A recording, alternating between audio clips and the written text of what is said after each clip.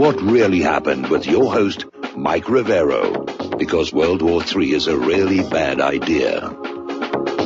Here is your host, Michael Rivero. And aloha, America. Welcome to our show. It is Thursday, November 2nd, 2017. Sure happy it's Thursday. Sure happy it's Thursday. Sure happy it's Thursday. We have got lots and lots of stuff to talk about today. The phone lines are open, 800-313-9443. Mike is in our control room, twiddling the dials, keeping us out of trouble, ready to answer the phone when you call on in. So let's just get right on into it. Apparently, this situation over around Mueller is beginning to really deteriorate because after all this work, after all the investigation, after all the pro-Hillary people on the staff, all they came up with were these indictments against Manafort and Gates, which had nothing to do with Russia, nothing to do with Trump, and basically underscores the fact that they didn't find anything, which is what Mueller was out there to do, was to find anything to link Trump to Russia, and they completely failed. And they're still out there pushing on this idea that Russia somehow hacked the DNC and Podesta emails. We know that absolutely did not happen because the speed with which the files were copied off, whoever did it had to be in the room, which of course points back here to Seth Rich, who was shot in the back and declared a botched robbery. So anyway, the situation is getting really kind of ugly where people were looking for investigation, and all of a sudden a lot of the involved computer equipment turns out to have disappeared. And this is where Imran Awad comes on in, because remember when he was attempting to flee the country, what alerted everybody was a neighbor spotted all this computer equipment with property of government, property of DNC stickers in the trash, and it had been forcibly smashed up. And even Debbie Wasserman Schultz had all of her computer devices smashed when police threatened to seize them. So there is something definitely going on over there, which Mueller is pointedly, not interested in looking at. And it's time for us to take a closer look at Mueller himself and his background. Now, of course, the corporate media is out there saying, oh, he's a man of honor and integrity and former head of the FBI, and how could you ever doubt him? But as a matter of fact, remember the BCCI scandal? And it turned out that many of the corporate media, including BBC and the New York Times, were out there pointing out how Mueller was involved in that investigation, and he failed to aggressively prosecute it. And we know BCCI was tied in with CIA drug money laundering. And basically, Larry Klayman said, Robert Mueller first hit my radar because of that BCCI. And there's also the issue that apparently Mueller was squashing warning signs that may have stopped 9/11. And a lot of people have come forward, including a whistleblower, Colleen Rowan, I think her name is, we'll talk about her a little bit later in the show, saying that there had, in fact, been all kinds of intelligence that 9/11 was going to happen. And Mueller was then the director of the FBI, and he was actively working to try and keep all of this stuff out of the media, out of the public eye. So this guy is dirty going all the way back. Mueller was the one who allowed the escape of Saudi persons connected to Osama bin Laden, and then apparently entrapping innocent people for public relations purposes. Remember all these incidents where the FBI informants were setting these patsies up, talking them into trying to commit an act of terror, then they'd be arrested and they'd get all this newspaper coverage? This was all a fraud. And Mueller was behind all of that. Now, during the Iraq War, of course, Mueller was over there helping to sell this whole idea that Iraq was building weapons of mass destruction. And basically, Dick Cheney was alleging all of this stuff out there. And the CIA, FBI, Mueller, and all of it was working under the then Deputy Attorney General at the time, James Comey. See, it's all the same players keep showing up over and over and over again. Mueller was in charge of the FBI during the anthrax frame-ups. Remember Stephen Hatfield? So this guy really is very, very dirty. And so he's the perfect person to lead a hatchet squad against Donald Trump. Now, there's a whistleblower, Colleen Rowley, and basically said Mueller was chosen as special counsel because he will do what the powerful people want him to do. And he was covering up all those early warnings about 9/11. So we've got these whistleblowers coming forward and saying this guy he's a hatchet man. He's an errand boy. Now, Hannity has blown open a story that we need to pay attention to. Apparently, Mueller's right-hand man has signed a plea deal agreement in the Clinton Uranium One case. Now, this apparently, Fox News legal contributor Greg Jarrett discovered both Deputy Attorney General Ron Rosenstein, who appointed Mueller to be the special counsel, even though he lacked legal justification to do so, and Mueller's right-hand man, Andrew Weissman, former head of the fraud unit at Obama Holder's Justice Department, signed the plea agreement of the Russian businessman embroiled in the Clinton Uranium One case. They're trying to cover that up, trying to make it go away. We're going to do a shout-out now to our on-air affiliates who are just now rejoining the network. Now, we have talked before about whether or not Mueller's special counsel investigation is even legitimate because the special counsel statute, the special counsel, the independent counsel law requires there to be a preliminary investigation saying that there is a cause, there's legal reasons to move forward with a special counsel, an independent counsel. That never happened. And now it turns out the independent counsel law expired in 1999. It's been dead and gone for 18 years, and yet they just dragged it out of the coffin and said, yeah, we're going to use this one again to go after Donald Trump. Now, the Supreme Court ruled on the independent counsel law 8-1. The dissenting opinion was Justice Antonin Scalia. And basically he said the problem with this independent counsel law is it made it too easy to falsely call one's political opponent a crook. And when the law sunsetted in 1999, both Republicans and Democrats were very happy about it. And obviously what we're seeing happen with Mueller shows how accurate Scalia's forecast was. Now, we're getting a report that Trump is privately blaming Jared Kushner, his son-in-law, for the chain of events that led to Mueller's indictments against Manafort and Gates. Now, the White House is now officially denying it and saying Trump's not angry with anybody. But apparently the New York Times reported that Kushner, along with his wife Ivanka Trump, also pushed Trump to hire Manafort, who was needed to fill the spot of Trump's initial campaign manager, Corey Lewandowski, after Ivanka reportedly gave her father an ultimatum to fire him. So Trump's own family appears to be working against him, which I guess when you've got that much money and power on the line, like I said, looking at what's going on with all of this Uranium One and the Clintons and everything, it's like taking Game of Thrones, House of Cards, Versailles, and mixing them all together. That's how bad it really is. All right, we're going to take a phone call here. Jim in Chicago, aloha. Welcome to the show. What's on your mind? Hello, Michael. Real quick question. I was reading in a paper today, the Jerusalem Post. Why is Israel bombing Syria almost every single day? Are they looking to get into a war with Syria, or this is another way of maybe getting America involved in a war against Syria and Iran? I would say that that's the most likely outcome here. Israel's trying to provoke Syria into fighting back, at which point the United States would have an excuse to go back into Syria saying, we must defend our friend Israel. And we'll be talking about Syria a little bit later in the show, but it's very obvious the U.S. has not given up yet on finding some way to turn that situation around and steal Syria from the Syrian government and the Syrian people.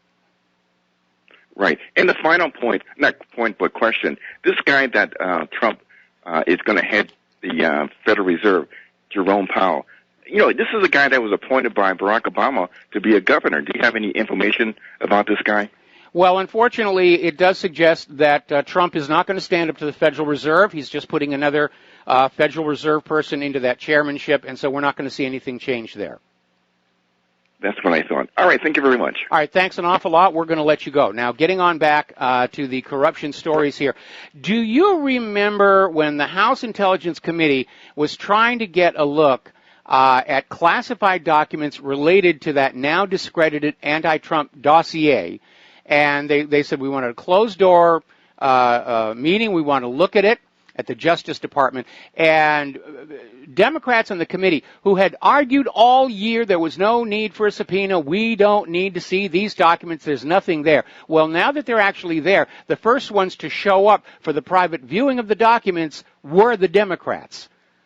They are desperate to see what's actually in there, because this dossier was created by so-called opposition research firm Fusion GPS, funded by the Clinton campaign, funded by the Democratic National Committee, and possibly Obama for America in 2016. So they're still trying to keep the lid on that. And the Democrats are still coming up with all of these lame excuses why we shouldn't investigate Uranium One, why we shouldn't go there at all. And we've had these ideas that somehow it's illegal for Trump to investigate Uranium One and the dossier while he himself is under investigation, which didn't pass muster. We've literally had Democrats begging people like Tucker Carlson, please don't go there. There's no there. Please don't do that. The latest one here is, as usual, we're going to blame the Russians on this one. And apparently Democratic Representative Eric Swalwell of California said that investigating Uranium One or investigating the dossier, it's only going to help the Russians create further discord in our society. That is complete and utter nonsense. It is the Uranium One deal and the dossier that are creating discord in our society. It is all the constant lies that are creating discord in our society. It is the growing wealth and power inequality that is creating discord in our society. Russia has got nothing to do with it. And if we are a nation of laws, which is what we are always told we are, then yes, the Uranium One deal needs to be investigated. The dossier needs to be investigated. Hillary's email server needs to be investigated. The possible espionage involving that email server all needs to be investigated. And you can smell the panic coming out of the political elite right now. Roger Stone is now reporting Jeb Bush is out there predicting Trump will be gone by December, meaning it's going to happen this month, supposedly, whatever it is. Whether the Antifa civil war this Saturday is going to drive Trump out, which I seriously doubt. And again, and I will be the first to admit, this is really, really out there. But Trump is on his way to Asia. He's going to be on the ground here in Oahu this Saturday. And then he's going to be flying off to Asia.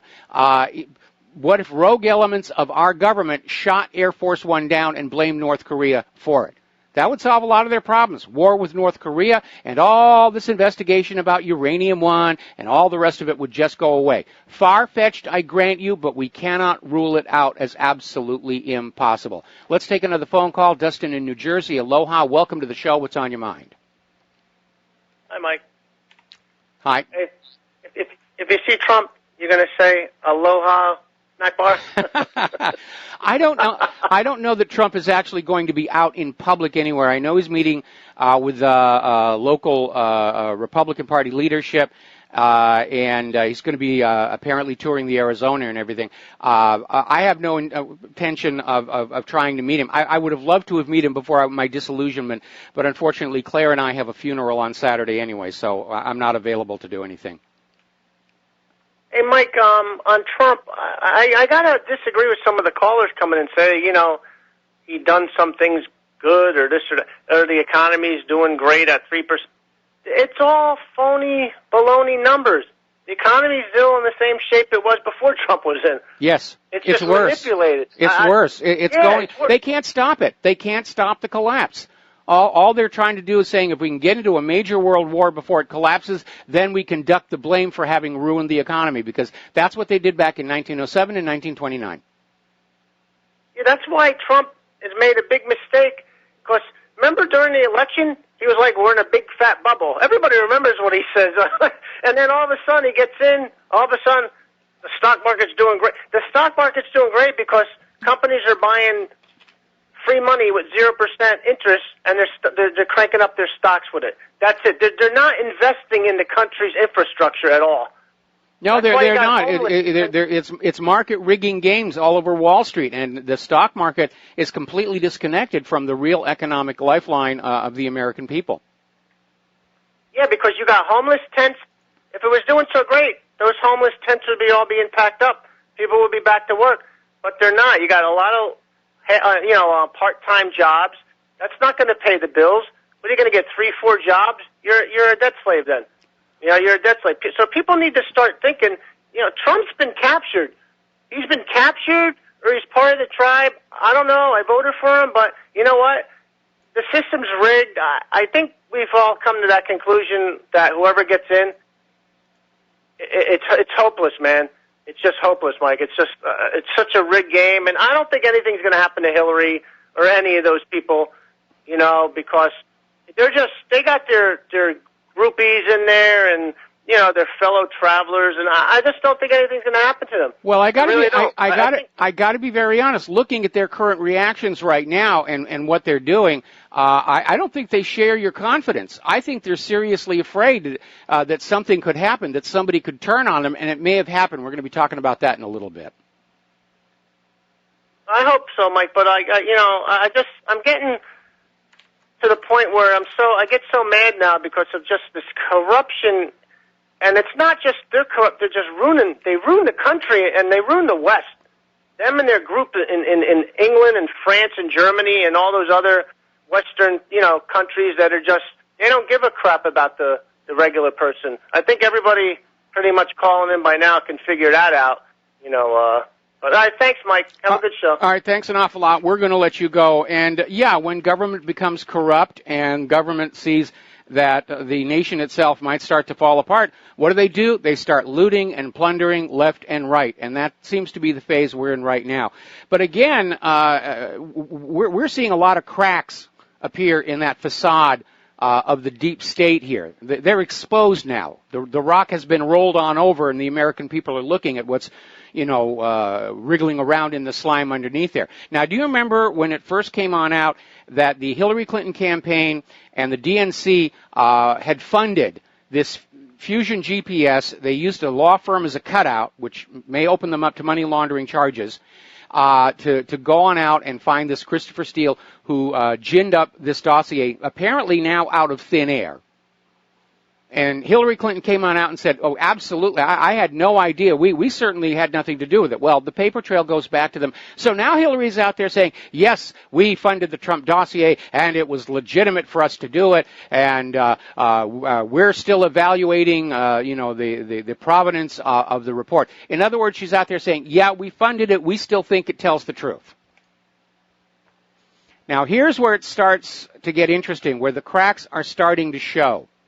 Twitter is now admitting that they buried tweets involving the Podesta emails or the DNC emails ahead of the presidential election. If you are out there on Twitter posting comments about what was in those leaked emails, nobody else was seeing them.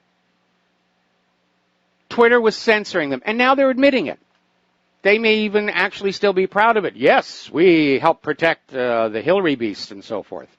Now, as you know, there was a real big stink supposedly of all these Russian-linked ads that were run by entities that were linked back to Russia because the guy with the ads, lawyers, accountants, hairdressers, girlfriend knew somebody's nephew over in Russia. Facebook is now confirming that the vast majority of these so-called Russian ads were actually against Donald Trump. And we'd reported this before. Most of the ads were actually on specific topics of the election, not the candidates. The ads about the candidates favored Hillary Clinton, and Facebook is now confirming it. All of these so-called Russian ads were favoring Hillary Clinton and against Donald Trump. So it raises a whole bunch of new questions. We're going to take a break for commercials. We'll be right back.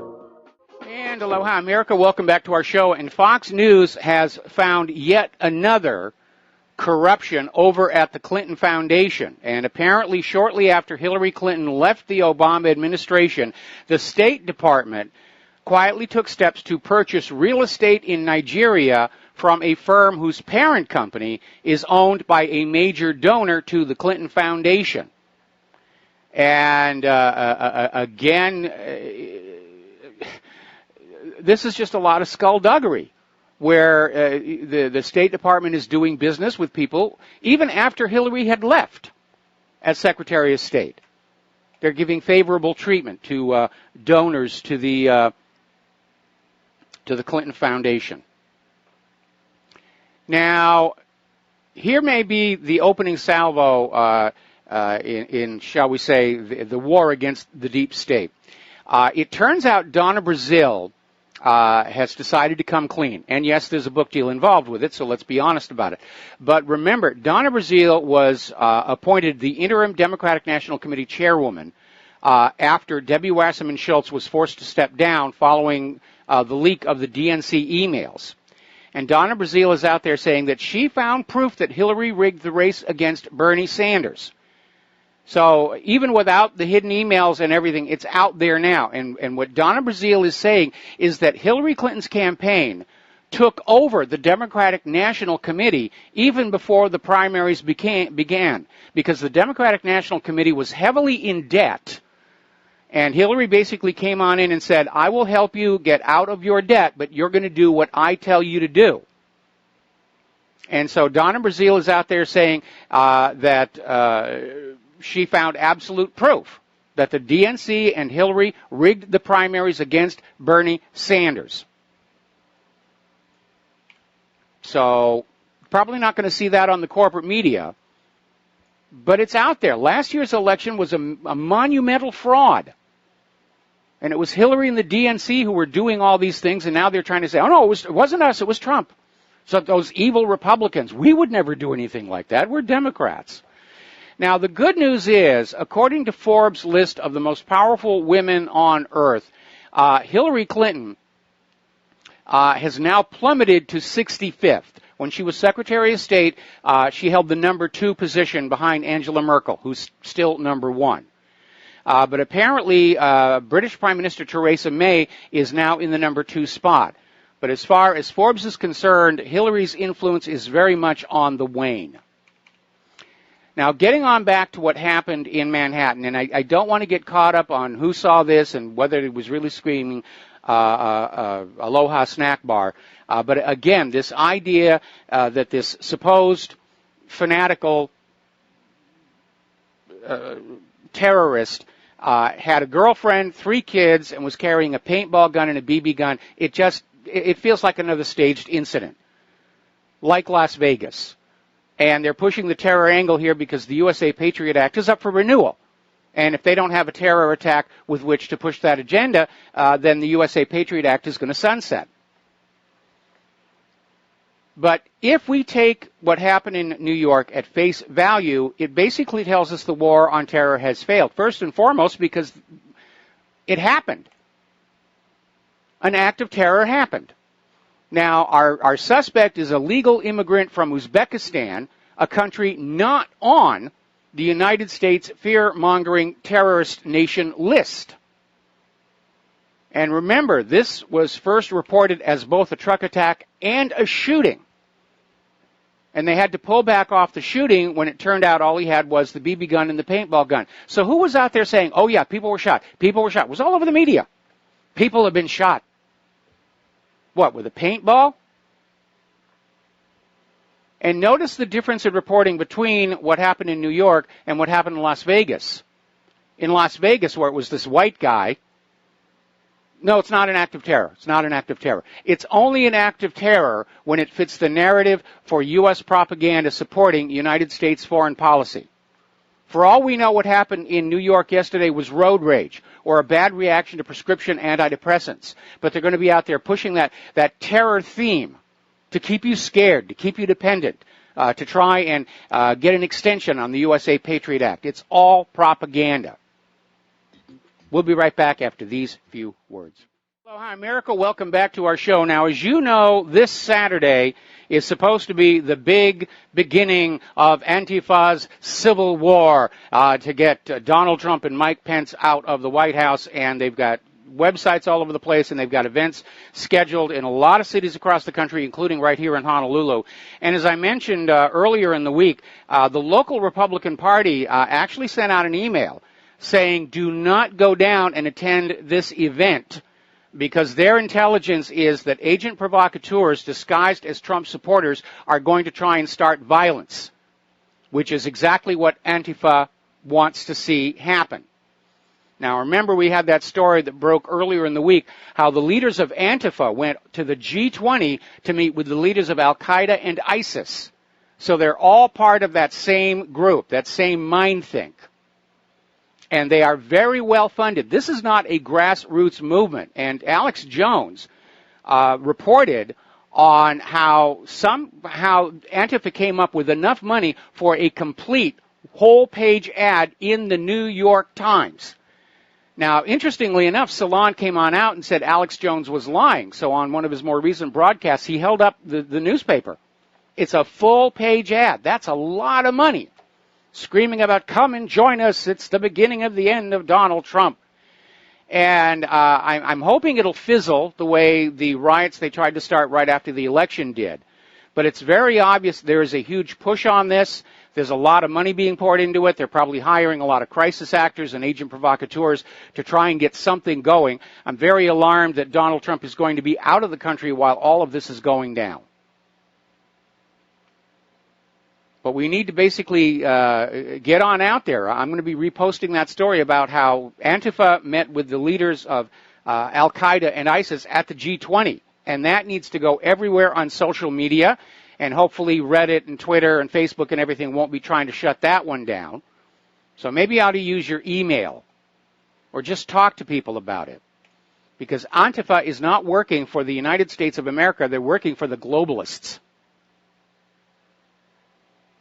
Now, getting on over to the war zones, the Russians are kind of scratching their heads because, as you know, Syrian civilians are now leaving the city of Deir ez-Zor, now that it's been freed from ISIS by the Syrian army. And they're basically heading back to their homes. But James Gerard, the commander of the Special Operation Forces of the Coalition, said that these people are fleeing from the Syrian army. They're not fleeing from the ISIS terrorists. They were perfectly happy living under ISIS. Now they're leaving because they're afraid of the Syrian army. And Moscow is saying the geography doesn't line up. They're going back to their homes. They're not heading to a stronghold of ISIS. And it looks like the U.S. is once again going to be trying to push that idea about, oh, Assad is an evil, cruel tyrant. His people hate him, and they're afraid of him. We've got to go on in there and rescue those poor Syrian people from their own elected leaders. Now, there's been a lot of concern over some drone incidents over the Golan Heights. A lot of fingers pointing back and forth, and now the true culprit has stepped up to see mea maxima culpa, and it turns out to be Switzerland. And apparently Switzerland has now admitted sending staff to test reconnaissance drones on the contested lands in the Golan Heights held by Israel. And this, of course, is an embarrassment to everybody who was saying, oh, it was Syria, it was Lebanon, it was Israel. And it's an embarrassment for Switzerland, which has been trying to maintain this status of an honest, impartial broker in the Middle East, now that everybody knows the U.S. is no longer impartial in the Middle East. So that was a bit of an embarrassment there. Anyway, the Syrian government forces are now clearing northern Deir ez-Zor from ISIS. That is pretty much over. And a lot of the people who were in Deir ez-Zor, they can't go back to Raqqa. There's nothing left there. If you look at photos of Raqqa following all the U.S. bombing, it looks like the aftermath of Dresden in World War II.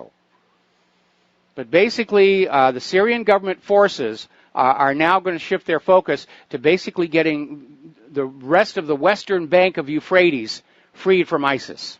So that's the battle line over there.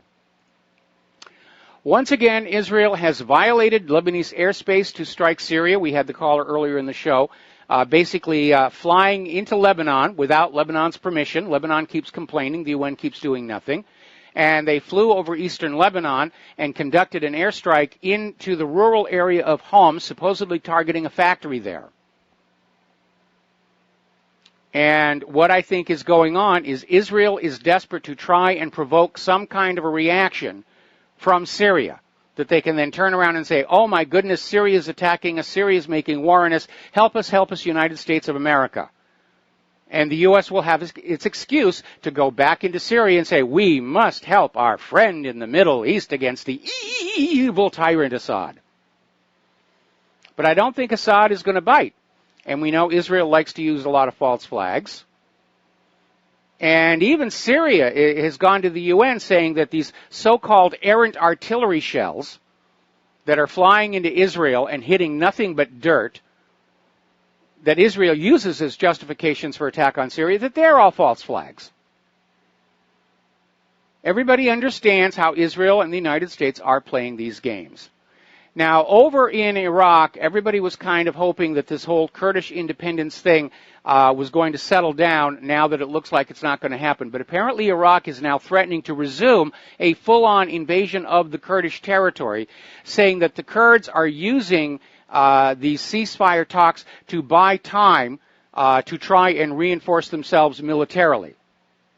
So Iraq is just saying they're just going to go on in and grab it. And I think probably they have been encouraged to do so because the Kurdish regional government is starting to make deals for the oil underneath their territory with Russia. And, of course, the whole goal of grabbing all these Middle Eastern nations, as General Wesley Clark blew the whistle on years ago, was to control Middle Eastern oil, specifically what currencies it will be traded in. Now, as you know, a lot of members of the House of Representatives started putting together House Concurrent Resolution 81 to basically say that the U.S. Has to stop supporting Saudi Arabia's invasion of Yemen on the grounds that such involvement was never authorized under the War Powers Act. Unfortunately, the House leadership forced through a Rules Committee vote which changed the rules on House Concurrent Resolution 81, stripping it of its privileged status, which would have guaranteed a floor vote. And although the War Powers Act guarantees such a resolution privilege, the Rules Committee claimed that Yemen doesn't rise to the level of the War Powers Act applying. Now, what's really going on is this is not a Saudi war against Yemen. This is a U.S. war against Yemen using Saudi Arabia as a proxy. Because several years ago, there was a successful intervention in Yemen where Yemen's elected government was kicked out and a internationally approved U.S.-selected puppet regime installed. Well, the people of Yemen don't like living under foreign puppet rule any more than Iraq or, for that matter, the United States of America. And so they kicked their puppet rulers out. And what this Saudi war is all about is to basically force the Yemenites to accept that puppet ruler, to take it on back, and give up this idea of democracy and self-determination, which is so déclassé in this age of the New World Order. Now, turning on over to Korea, there's an interesting dynamic starting to happen over there. And it has to do with our relations, not just with North Korea, but with China. Because, as you know, the U.S. foreign policy toward China has been kind of hard to understand, where on the one hand, they're demanding that China help the U.S. corral North Korea. At the same time, the United States is down in the South China Sea trying to kick China out of the South China Sea. And so it's been very, very complex. On top of that, you have China is dealing with some economic difficulty, mostly because their major export markets in Europe and the United States have run out of money and are not buying their products. So basically, the 19th Party Congress in China has made it very clear that China's roadmap ahead is socialism with Chinese characteristics. So they're pulling back away from this idea of going toward capitalism because they're seeing how in the long run it has been very destructive of the United States and of Europe. And Xinhao even dared to venture, and they're reporting on it, the 21st century is likely to see capitalism lose its appeal, while the socialist movement led by China rapidly catches up. And they're absolutely right. Most people living in capitalist nations are very unhappy with their standard of living and the wealth inequality and the power inequality. And this is not going to go down very well in the West. Even considering that the Chinese system is going to be more like neoliberalism with Chinese characteristics. And this is a repeat of what happened following the October Revolution in Russia that led to the rise of the Soviet Union. Because then the Soviet Union became the banner carrier for socialism as an economic system, and that just scared the heck out of American bankers and industrialists who had built a society in which they had all the money and the workers worked very hard for very little money, and the industrialists and the capitalists became very, very rich, and they were just absolutely scared out of their minds that there might be a workers' revolt here in this country. And that was the beginning of this massive propaganda campaign to demonize the Soviet Union so that people wouldn't even consider the possibility that there might be a better way of running the economy for the general population. And so now I'm expecting we're probably going to see a huge propaganda campaign now crank up against those evil Chinese. Oh, they're a bunch of commies over there. We got to stop the commies. Now, here is a little bit of a surprise story. This is out of Press TV. And Press TV is reporting that the United States, despite Donald Trump's rhetoric, the United States is quietly pursuing direct diplomacy with North Korea. And Joseph Yun, the U.S. negotiator with North Korea, has been in contact with diplomats at Pyongyang's United Nations mission in New York City. They're saying the discussions are not limited, either in frequency or substance. So there's a lot of talking going on over there. Meanwhile, the war hawks are still out there. They're drooling. They want a new war in Korea. And we're seeing this propaganda. This popped up this morning in all kinds of multiple locations all over the place. It appears to have originated with The Sun, which is a tabloid. So take this with a grain of salt. But the idea is basically that North Korea could be preparing another missile test after brisk activity at Kim Jong-un's nuclear research facility, reports claim. Well, there's a problem with that headline because the nuclear research facility is not where the missiles are being built. That's a couple of different separate places. The nuclear research facility is the mountain where they were testing nuclear bombs, and apparently that is now out of commission for the foreseeable future. But based on reports from South Korea's spy agency, there's going to be another rocket launch. And now they're insisting that North Korea is just weeks away from a miniaturized, diversified nuclear warhead. In other words, they're repeating the same propaganda we've been hearing about Iran for the last 30 years, that they're just weeks away from a nuclear bomb.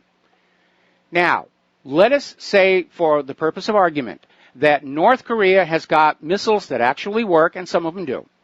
And let us say, for the sake of argument, that North Korea has actually achieved a deployable nuclear warhead for these missiles. What is North Korea going to do with them? Absolutely nothing unless provoked. Nuclear weapons and the missiles to carry them are a very expensive investment for a country that's actually, very poor right now. They're not just going to throw them away. The reason for building a nuclear deterrent is to deter other nations from mucking about in your country. And North Korea has been accelerating this project while watching the United States government over the last 16 years go into country after country after country after country on the flimsiest of pretexts to commandeer their natural resources and take control of their economies to serve the American financial system. And North Korea does not want the United States in North Korea. They remember how bad it was the last time.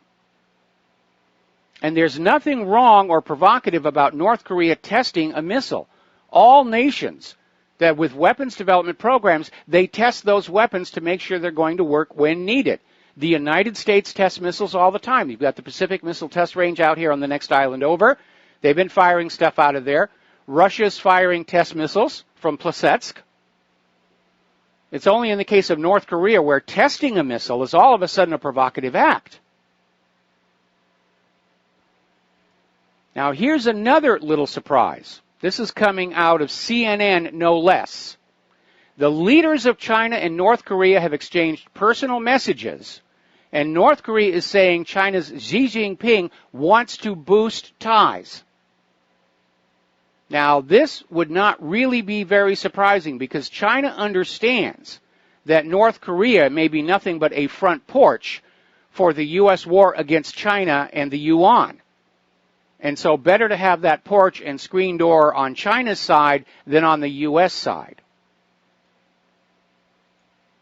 Meanwhile, we're getting reports, this is out of Zero Hedge, that China has practiced bombing runs on the island of Guam. I mean, they haven't gone to Guam, but they're practicing missions which appear to simulate a potential Chinese attack on Guam. So it looks like China has rejected the U.S. request to help get North Korea into line, and China is getting ready for a war, whether it's sparked by North Korea or the South China Sea. Everybody is getting ready, and that's very unpleasant. Now, as you know, Congress is looking at this 2001 authorization for the use of military force, which was only supposed to be about Afghanistan and possibly Iraq, and it's been used by every subsequent president to just say, yeah, I'm authorized to send our troops into Sudan and Niger and here and there and everywhere, E-I-E-I-O.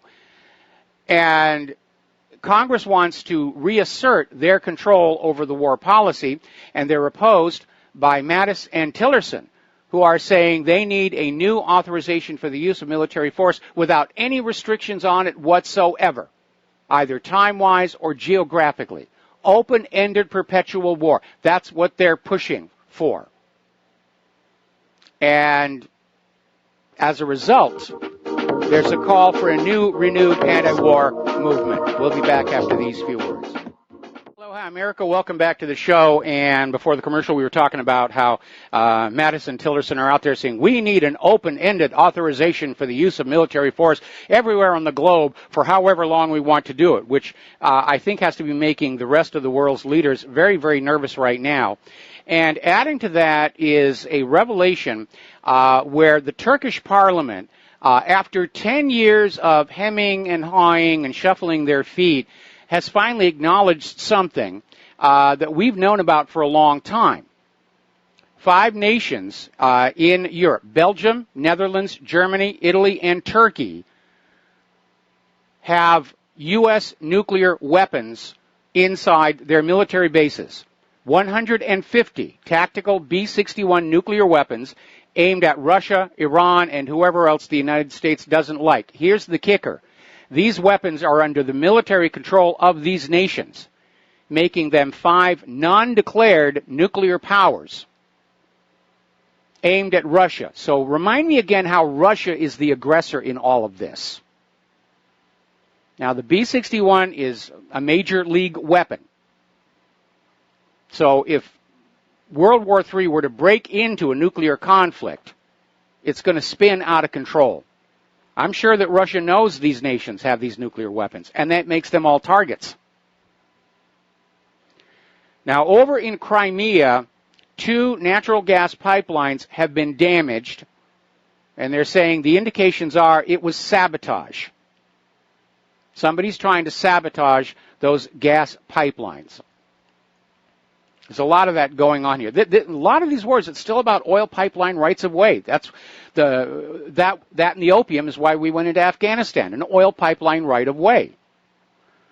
Now, apparently, Volker is over in Kiev, and there's a concern that American ultimatums may restart the war in the Donbass. And basically, Volker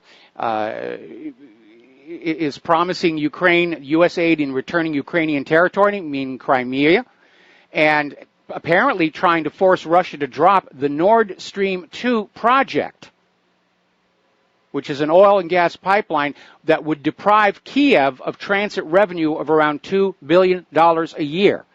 Now, Kiev has only itself to blame for all of this, because when Poroshenko took on over following the coup d'etat, first of all, he stiffed Russia for all the money Ukraine owed for oil and gas. And then he turned around and said, if Europe doesn't back me against Russia, I'll shut the valve at this end, because a lot of the gas and oil going to Europe goes through Ukraine. And that was a real threat. And so Russia said, here's an opportunity. We're going to do the Nord Stream 2 so that nobody can be held hostage by the flow of oil and gas. But Volker is now over there in Kiev saying that they're going to get Russia to stop making this pipeline. And now we hear that natural gas pipelines in Crimea are being sabotaged. This is what your kids are being sent into these wars, to be killed and crippled over oil pipeline rights of way. We'll be right back. Aloha, America. Welcome back to our show. Hour number 2. The phone lines are open, 800-313-9443. Stepping back in the talking points a little bit, over the break, I did a quick little web search for articles about Antifa, ISIS, and Al-Qaeda, and there's a whole bunch of new ones, including apparently Interpol has now issued a warning that Antifa is plotting with ISIS and Al-Qaeda to oust Donald Trump. And apparently that is what they're going to be trying to do this coming Saturday. And this would certainly explain that email we got from the local Republican Party saying, don't go down, don't confront them. These people want violence. They want rioting. The media is going to be down there with the cameras, and what they want is lots of blood. To try and sell the idea that the American people are tired of Donald Trump and they want the Empress Hillary or whatever the situation happens to be. Now then, interesting little story that came on out. This is over in the Miami Herald. Over the last few weeks, there's been a little bit of a kerfuffle, if you will, down in Gitmo, where these lawyers who were supposed to defend the man accused of masterminding the bombing of the USS Cole wanted to quit. Because they were not being allowed to have attorney-client privilege privacy. They felt they were being interfered with. They made a request to the court to be released from the case, and ultimately they resigned over this covert breach of attorney-client privilege. And apparently the USS Cole case judge found the Marine general in charge of the war court defense teams guilty of contempt for refusing to follow the judge's order to basically drag these lawyers back and make them finish the case. And apparently now they're being ordered to participate in the penalty phase of this trial remotely from Washington, D.C. So they're really putting the bum's rush on this one. Guantanamo is full of all kinds of embarrassments to the U.S. government. And I think we're starting to see the program to try and make them be less embarrassing. Let's take a phone call here. Joe in Oklahoma. Aloha. Welcome to the show. What's on your mind? Very briefly, Michael, it would only stand to reason with Hillary and her gang selling the uranium to the Russians that they would be trying to coddle her instead of Trump. Oh, that's absolutely right. And as I said before, I think it. Go ahead. Yeah, I was going to say, I'm sure that Putin would have preferred Hillary to have won the election because he can blackmail her. Putin can't blackmail Donald Trump. He can blackmail her, and apparently he already did it once because while she was Secretary of State, the FBI arrested 10 Russian spies inside the United States, and Hillary worked to get them released and sent back to Russia just as fast as she could. Yeah, it just turns my guts to listen to the news. But I'm listening to you. Well, thank you very much. I'm listening to you, my friend, and I appreciate all the good news. The news that you do put forth. You and RBM as well, and I like your advertisement for them. Well, thank you very much, and thank you very much for Have a good day, my friend. Same to you, and we're going to switch over to Sherry in Fredericksburg. Aloha, welcome to the show. What's on your mind? Thank you, Mike. Ditto, by the way. You help me do what I do better. All right, now here's 3 quick things. This is about the guys that got killed on the bikes in New York. It seems like it seems to me like a government-backed police are finding the terrorists and all the key players before creating the event. It's like, we've got our cast, now let's do it. It's always like they're on the lookout, and maybe it wouldn't happen if they couldn't get the people together. But if something's coming up, they always kill them, in the throat or hit them where they can't talk. It just seems like that they hunt these the perfect people to use that they can control or whatever, or the informants are out there. They're looking for anybody that they think they can talk into doing something. Somebody maybe low self-esteem, or somebody who's on prescription antidepressants. They're always looking for people who are on those, because people on antidepressants can actually be talked into doing some really bizarre stuff. But you're absolutely right, and I'm sure they always have a sort of a shopping list of people that are already primed and ready to go, so that when somebody says we need an event, they say, all right, let's use this person. Yeah, it's like the cart before the horse, but that's so it's sort of falling in the same pattern all the time. The second thing I want to say is, Trump could have left to be on the safe side. He may know something. I don't know. I'm just going to throw that out there. I don't feel too worried about him. Here's something else that's kind of weird, of course, you know me. But I never saw the movie The Pelican Brief, and I can't find the word dossier. It's French, it sounds like, but I can't find how to spell it. So what is it? It's a bunch of notes about something? Or yeah, that's basically it. It's whether you call it a brief, a dossier, a précis. It's all basically the same thing. It's a very short, thin document that summarizes the conclusions of whatever it is that you've been asked to look into. Okay. In trying to find it, I came up with The Pelican Brief. Now, I've never seen the movie, but it does involve a law student who could get in trouble because of her theory or a brief that she has. And there's an investigative reporter who wants to rescue her. Now, I don't know if that would have anything to do with the what you call the gate, the dossier gate. It really is not quite the same thing. In this case, the dossier is known to be a fraud, and the question is, who paid for the fraud? Who authored the fraud? The movie The Pelican Brief, and by the way, it's a good movie if you can hunt it down. It's Julia Roberts is playing this law student, and Denzel Washington plays the reporter. And basically, the brief is where they're putting together a possible cause for why some Supreme Court justices have been assassinated. And it all goes back to oil lands that are currently being placed off limits to the oil companies because of a brown pelican being an endangered species, hence the name The Pelican Brief. Okay. So there wouldn't be any really close connection to this other dossier thing. No. There's no. I don't know why that came to mind. Well, there's no. This is a 1993 movie, by the way, and it was John Grisham classic thing. Yeah, he wrote a lot of really good things. Retired lawyer and everything. 1993. There's no similarity. Well, Sherry, let me get a thought out here. Okay. There is no similarity between the two stories. That being said, The Pelican Brief really is a very good film, and I think you should look at it. It's more a case, I think there's more parallels between Pelican Brief and the murder of Seth Rich, if you want to look for some kind of a real parallel, okay? Yeah, okay. Thank you. Thank you very much. I think that's it, yeah. All right. Well, thank you very much. We're going to let you go. We're going to do a shout-out now to our on-air affiliates who are just now rejoining the network here. Getting on to the economic news, today President Trump nominated current Federal Reserve Board member Jerome Powell to succeed Janet Yellen as chief of the Federal Reserve, and unfortunately the message it sends is the Federal Reserve is going to go on being the Federal Reserve. Apparently, Jerome Powell was an Obama nominee to the Federal Reserve, so we're not seeing a president like Andrew Jackson, who's going to be a threat to the Federal Reserve. So that portrait of Andrew Jackson in the Oval Office is apparently nothing more than a decoration. So nothing's going to change there. Now, the Republicans have released their tax plan. The corporate media is out there saying this is wonderful, this is going to be great for everybody. But there are some interesting aspects you need to pay attention to.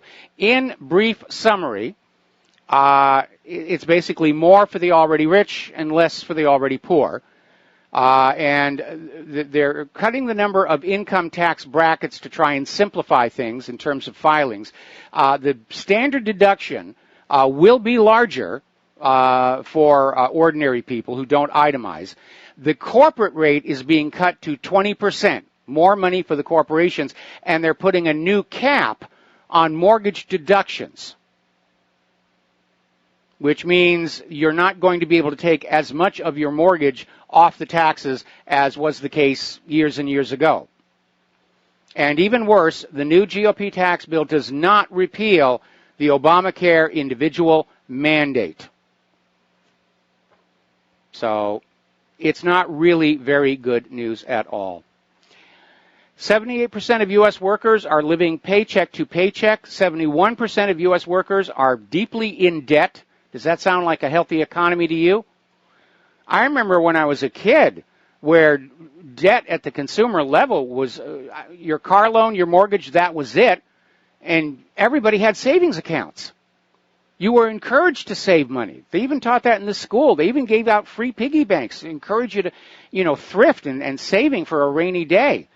And today you have our financial experts are out there saying, oh, these people were saving money, they're hoarding money, they should be forced to spend it into the economy. And what's really interesting is how they're trying to blame social discord in this country on Russian social media meddling. Oh, it's all the fault of Russia. The American people would be perfectly happy with the country the way it is if it wasn't for those gosh darn Russians. No, what's going on is the American people are looking around and they're seeing this out of control wealth inequality, the power inequality. They're seeing the elections are rigged. They're seeing the rich get richer and the poor get laid off. That's why there's social discord. Russia has nothing to do with it. It's all Wall Street and Washington, D.C.'s fault. And we're not buying this idea that Russia is to blame for everything. Social discord, Trump's victory, waxy yellow buildup, too much lint in the dryer. It's all Vladimir Putin's fault. They've gone to that well way too many times. Let's take another phone call. John in Rancho Cucamonga, aloha. Welcome to the show. What's on your mind? Hello there, Michael. I just had the same question that your previous caller, that young lady, was asking you about Dossier Gate, but I don't think she ever really posed the question that was bothering her as it was me. When you use the term Dossier Gate in your advertisements for RBN, what do you mean by Dossier Gate? Well, we're talking about this dossier that was crafted by this British spy, Christopher Steele, and contracted for by this so-called opposition research company called Fusion GPS. And now the money trail has basically gone back from Fusion GPS to this law firm that was in turn paid by the Hillary Clinton campaign and the Democratic National Committee. So basically, the money trail goes back to Hillary and the Democratic National Committee trying to come up with this dossier with which to blackmail or smear Donald Trump. That's what Dossier Gate is all about. The dossier itself is irrelevant because it's already been discredited. Okay. All right. Well, thanks a lot, Michael. That really helps. All right. Thanks an awful lot. We're going to let you go. Thank you. Yeah, it is kind of hard to keep up with all these scandals without a scorecard, isn't it? Going to have to take copious notes. There's going to be a quiz next period. All righty, getting on back here to the economic news. This is going to be another shock. Yesterday, we talked about how Russia and China are talking about extending their current arrangement to do business between their two nations solely in their own internal currencies and not go through the U.S. dollar. And now Ayatollah Khamenei in Iran is saying it's time to eliminate the U.S. dollar in all of Iran's economic transactions with Russia.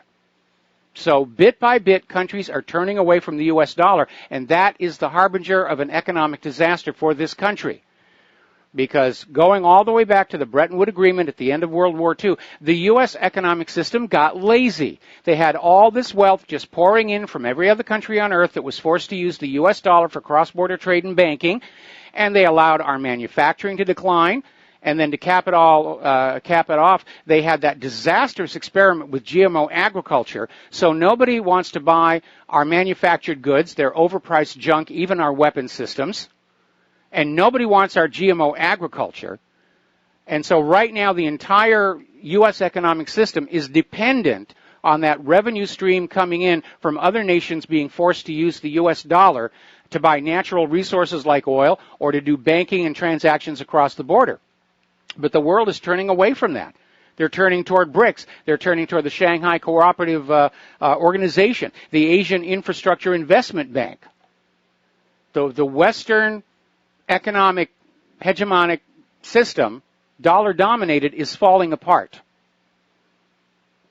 It's absolutely falling apart. And that's the reason for the wars, to basically go on out and conquer the world and bring them all back under the U.S. dollar, to revive the American empire. And it's going to fail. It's already failing.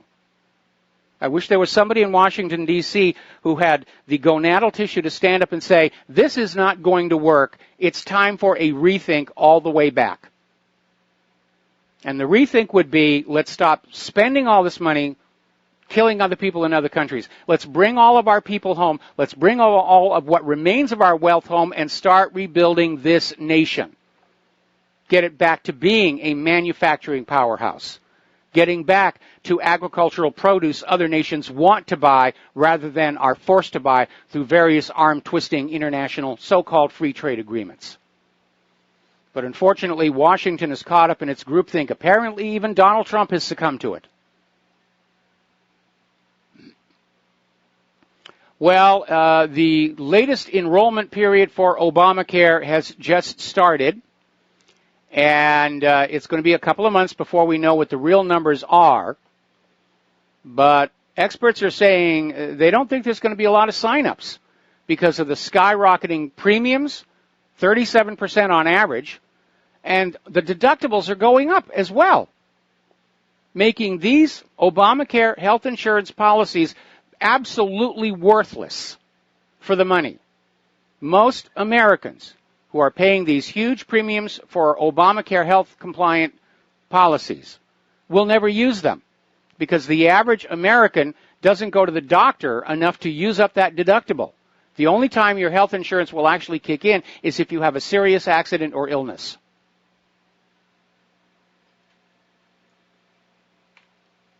So, now, getting on back to this idea of we're going to blame Russia for everything.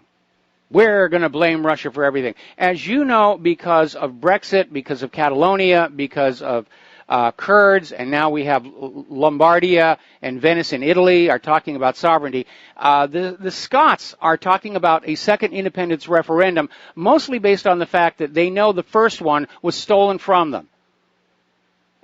The election fraud on that was so sloppy, it's not like they weren't even trying to hide the fact that they were just going to rig that election and steal the Scots' freedom from them. So the Scottish are now talking about a second referendum. Oh, well, we can't have that. We can't have that. So apparently here in the United States, Senator Angus King, who's basically on this committee into Russian interference in last year's election, is out there saying, well, Russia is behind this movement in Scotland for a second independence vote. You don't want to vote for independence, you're going to be working for the Russians. If you vote for freedom and independence, if you vote against the New World Order, you're obviously on the side of the evil Russians.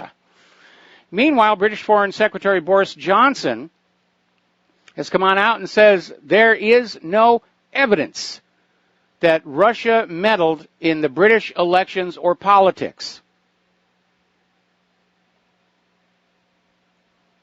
And like I said, they've worn out this Russia did it. They've used it so many times it's lost its shock value. Nobody's buying it anymore. It's like when Israel screams anti-Semite. They've done it so many times, nobody cares anymore. Oh, you're an anti-Semitic Jew hater. All right, your opinion. Who cares?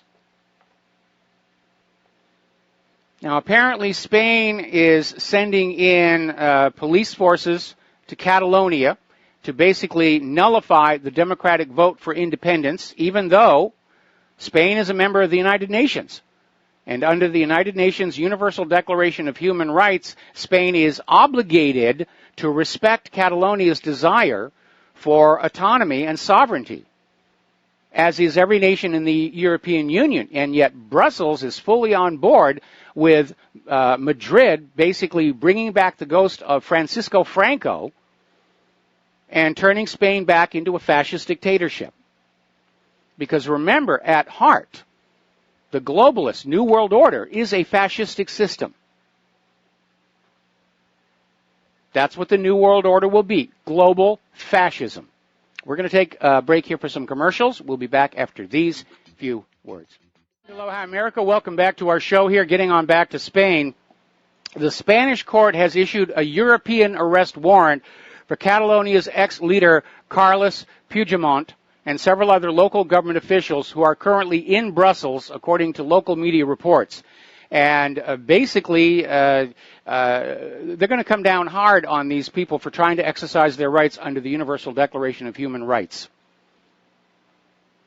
Now, do you remember down in Texas there was this big stink following the hurricanes where people who were applying for financial assistance to replace their homes that were destroyed in the storm were stunned to find a condition in the agreement where they had to pledge they would not join the boycott, divestment, sanctions movement against Israel, that they were not part of it, and they would not become part of it while the contract was in effect, which is presumably until their homes get rebuilt. And it provoked a huge backlash and a tremendous amount of anger, and a lot of it's directed against Texas Governor Abbott, who seems to be more concerned with Israel than the people of Texas. Well, apparently over in Dixon, Texas, they decided they were going to pull back a little bit, and so that requirement for individuals to pledge they will not boycott Israel is now null and void. It's out of the agreement. Oddly enough, Dixon, Texas is saying businesses still have to reject boycott, divestment, sanctions to either get hurricane aid or the contracts for rebuilding. Now, basically, this is getting the residents of Dixon back to what should have been the case right from the start. And the fact that it's still being applied to businesses still tells us that we have way too many politicians in Texas who view Israel's interests as somehow more important than those of the people of Texas. And I think Texas Governor Abbott and every other politician who supported this idiocy needs to lose their next election. Stop listening to the campaign rhetoric. Look at what they're doing. It's time to get these Israel firsters out of our society. A government that serves two masters,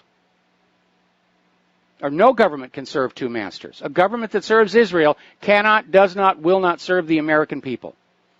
Right now, in these very treacherous times, America needs leaders who will put America first, second, and third. We have to have a zero-tolerance policy.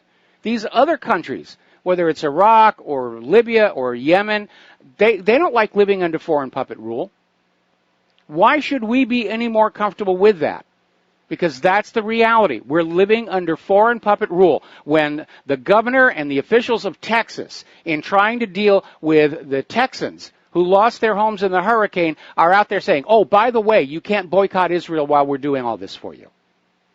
That should have never even been a factor. Should have never even crossed their minds. Their first priority should have been, let's help the people of Texas rebuild. Period. That's where it stops. The fact that they put in this stuff about Israel tells you where their loyalties really lie. Now, as you know, part of this campaign of hate directed against white people is coming from Black Lives Matter and this idea that we are all collectively guilty for the sin of slavery against the black people. And the argument is rather weak for a variety of reasons. First of all, at the height of the antebellum plantation era, less than 2% of people owned slaves.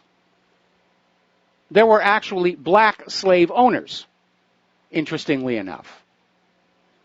And now we're finding out that the very first slaves imported into the American colonies were white. They were from Ireland. And the corporate media likes to say, well, they were indentured servants, not slaves, but it was basically the same thing. They were grabbed from Ireland. They were transported to America on slave ships, the same ones that later on were used to bring the blacks in. Now, Black Lives Matter is out there saying, well, you all collectively share the guilt. Somewhere in your family there's a slave owner. No. In my family, we ran a station on the Underground Railroad. But I'm not going to go around to black people and say, you owe me money because my ancestors helped your ancestors. That would be ridiculous, wouldn't it? We'll be back after these few words. Aloha, America. Welcome back to the show. And, boy, this Donna Brazil piece is just getting a lot of coverage, and I hope she's wearing her Kevlar undies because basically blowing the whistle and confirming that, yes, Hillary was in control of the DNC, and Hillary and the DNC did put the shaft to Bernie Sanders, like they tried to do to the rest of America last November. Donna needs to be very careful that she stays out of small airplanes and suburban Washington, D.C. parks. We're going to go to the telephones now. Peter in Los Angeles, aloha. Welcome to the show. What's on your mind? Yeah, Mike, I'm just calling about your topic about Dickinson, Texas, and how just how reprehensible that is. And I want to on this thing, I would like to say two things, and that is, one, what kind of people, and I'm talking about the Jewish lobby, would be willing to sell out the greater 330 million, they're 2% of the population, are God-given First Amendment rights in order to protect a foreign government over some ridiculous tribal belief. And the flip side of that is, what kind of people would take the money that they are given and sell their own people out and do that? And I'm talking about our legislators. It's really, really bad. But you came up with something new also, talking about Antifa and Black Lives Matter and all that. And if I can say that Europeans or white people, or whatever you want to say, did not invent slavery. It wasn't an invention, and, everybody has either been a slave in their history or held slaves in their history. And as a matter of fact, the only place in the world right now that's relatively significant, in where it's still going on, is in Africa, Black Africa, the Sudan, where they still do have slavery in some parts of the country. But what I will say that white people unequivocally did invent, and that is the abolitionist movement, yes, which started in Britain and New England. So where we didn't invent slavery, and by the way, blacks would still be slaves in the United States if white soldiers by the hundreds and by the millions and hundreds of thousands got killed and wounded, didn't free them, they'd still be slaves. They'd be house pets or whatever. So let's give credit where credit is due, that's frankly the state of things. And as you know, and I know, there were black slaveholders. And as you know and I know, at the end of the war, the Confederacy was using black troops. Yeah, they absolutely were. Well, so was the Union. The Union was taking slaves that they captured in the South and said, if you'll serve here, you'll get your freedom. They were going to get their freedom anyway. But again, you're right. Slavery has existed throughout history. All of Rome had slavery. In ancient Rome, half the population were slaves. And same thing in Egypt. There's even slavery in the animal kingdom. There are species of large ants that will literally capture and enslave smaller ants to do the work for them. So it's definitely part of the evolution here. But the people who are pushing this whole Black Lives Matter Antifa movement, they're not interested in the facts and the history. They're interested in politics. They want free money. They're playing that victimhood. I'm a victim because my ancestors were slaves. Well, let's take a good look at that. Let's take a look at your average American black individual today in the United States and the standard of living that they have right now by being virtue of being descendants of the antebellum slaves, and then compare it to the current standard of living for most of the Africans who were left behind back in the countries where the slaves were taken from. And you will realize that, as bad as slavery was, it actually has been a positive thing for those who, descended from them in terms of better access to health care, better economic access, education, and so forth and so on. And so for them to turn around and scream that they're victims is ridiculous. First and foremost, they have never been slaves in their life, other than that we are all slaves to that 1040 form. Okay? And nobody alive today has been a slave owner other than the Internal Revenue Service. And that's just the absolute reality. But the Democrats like to push this idea of victimhood. You're a victim because you're black. You're a victim because you're Hispanic. You're a victim because you're an illegal immigrant. You're a victim because you're a woman. You're a victim because you're this and this and this. And if you will vote for me and give me your money, I will go to those evil white males who just did so many terrible things to you, and I will take away all their wealth and give it to you. And, of course, we saw that happen in Zimbabwe, and they wrecked the place. It makes them feel, Mike, the Black Lives Matter and Antifa, this victimhood thing. It makes them feel entitled to misbehave. That's unfortunately a big problem. And it makes them feel like they have an excuse and they can heap all the blame for their own ridiculous failures on people other than themselves who never owned slaves or whatever. And by the way, my own wife is from Jamaica, and there's a whole wave of black immigrants from the Caribbean and from Nigeria and so on that came well after the Civil War. And by the way, as an average, as a mean income, they do better than American blacks. Did you know that? No, I did not know that. Yeah, one of the reasons is, Mike, is that they have not been raised with this whole entitlement embitterment thing where you blame all your failures on the white man. And they come in here, and the Jamaicans are famous for having 5 jobs. Yes. And that's not part of their culture. Their culture is to work and get ahead. They don't have that. But African Americans born and raised here, of course, have that chip on their shoulder where they blame everything on everybody else, and they feel entitled to misbehave and to fail and blame it on other people. I think that's exactly right. I mean, the liberal agenda has been to tell the black population of this country, you're being oppressed by the white people, and that means why bother, studying and why bother working hard? You won't get anything for it anyway because, whitey will take it away from you. But you're absolutely right. This idea where they're literally being told that their victimhood gives them some kind of a right to behave violently, it does not. The Constitution says you have the right to peacefully assemble and petition the government for redress of grievances. And if you're out there in the street with your Black Lives Matter sign or your Antifa sign and you're being peaceful and you're talking to people and you're handing out pamphlets, then you are protected by the Constitution and you have every right to be there. When you start throwing things through the local windows, you have crossed the line into criminal behavior and you should be treated as such. And things like the knockout game. Oh, that's insane. How little press does that get, but it still goes on. Nobody talks about it. The corporate media, there's clearly a bias. If there's a white-on-black incident, whether it's police or civilian, gets a huge amount of coverage. Black-on-black crime is being ignored, and black-on-white crime is being ignored. After the first flurry about the knockout game and just how absurd it was, where black kids were just targeting whites at random to knock them down on the ground, then it went away because it didn't suit the liberal ideology of blacks as victims. It's the same thing, and you're from L.A., I know. When you talk about some of these Crips and Bloods and some of these other specifically black gangs that we're talking about, although I'm sure it goes with other ethnic gangs as well, when they get either beat in, where they beat them in, or they're given a task to go out and do, and it's, kill this guy, rob this guy. The victims they choose, for one thing, it makes them then beholden to the gang. Then will have that over them forever. Yes. But where they're directed against white people. Yes. It's nobody talks about that either. So Yeah, it's.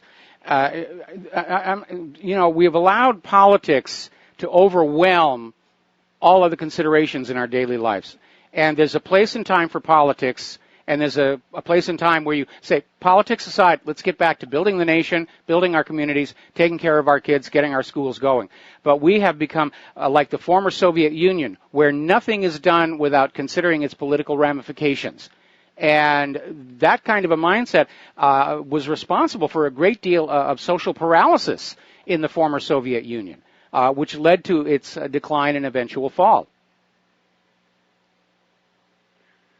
There's a great book if you want to read a sort of a good history of World War II, the history of the United States Army, specifically the Army in World War II, by a guy named Jeffrey Perret, and it's called "There's a War to Be Won."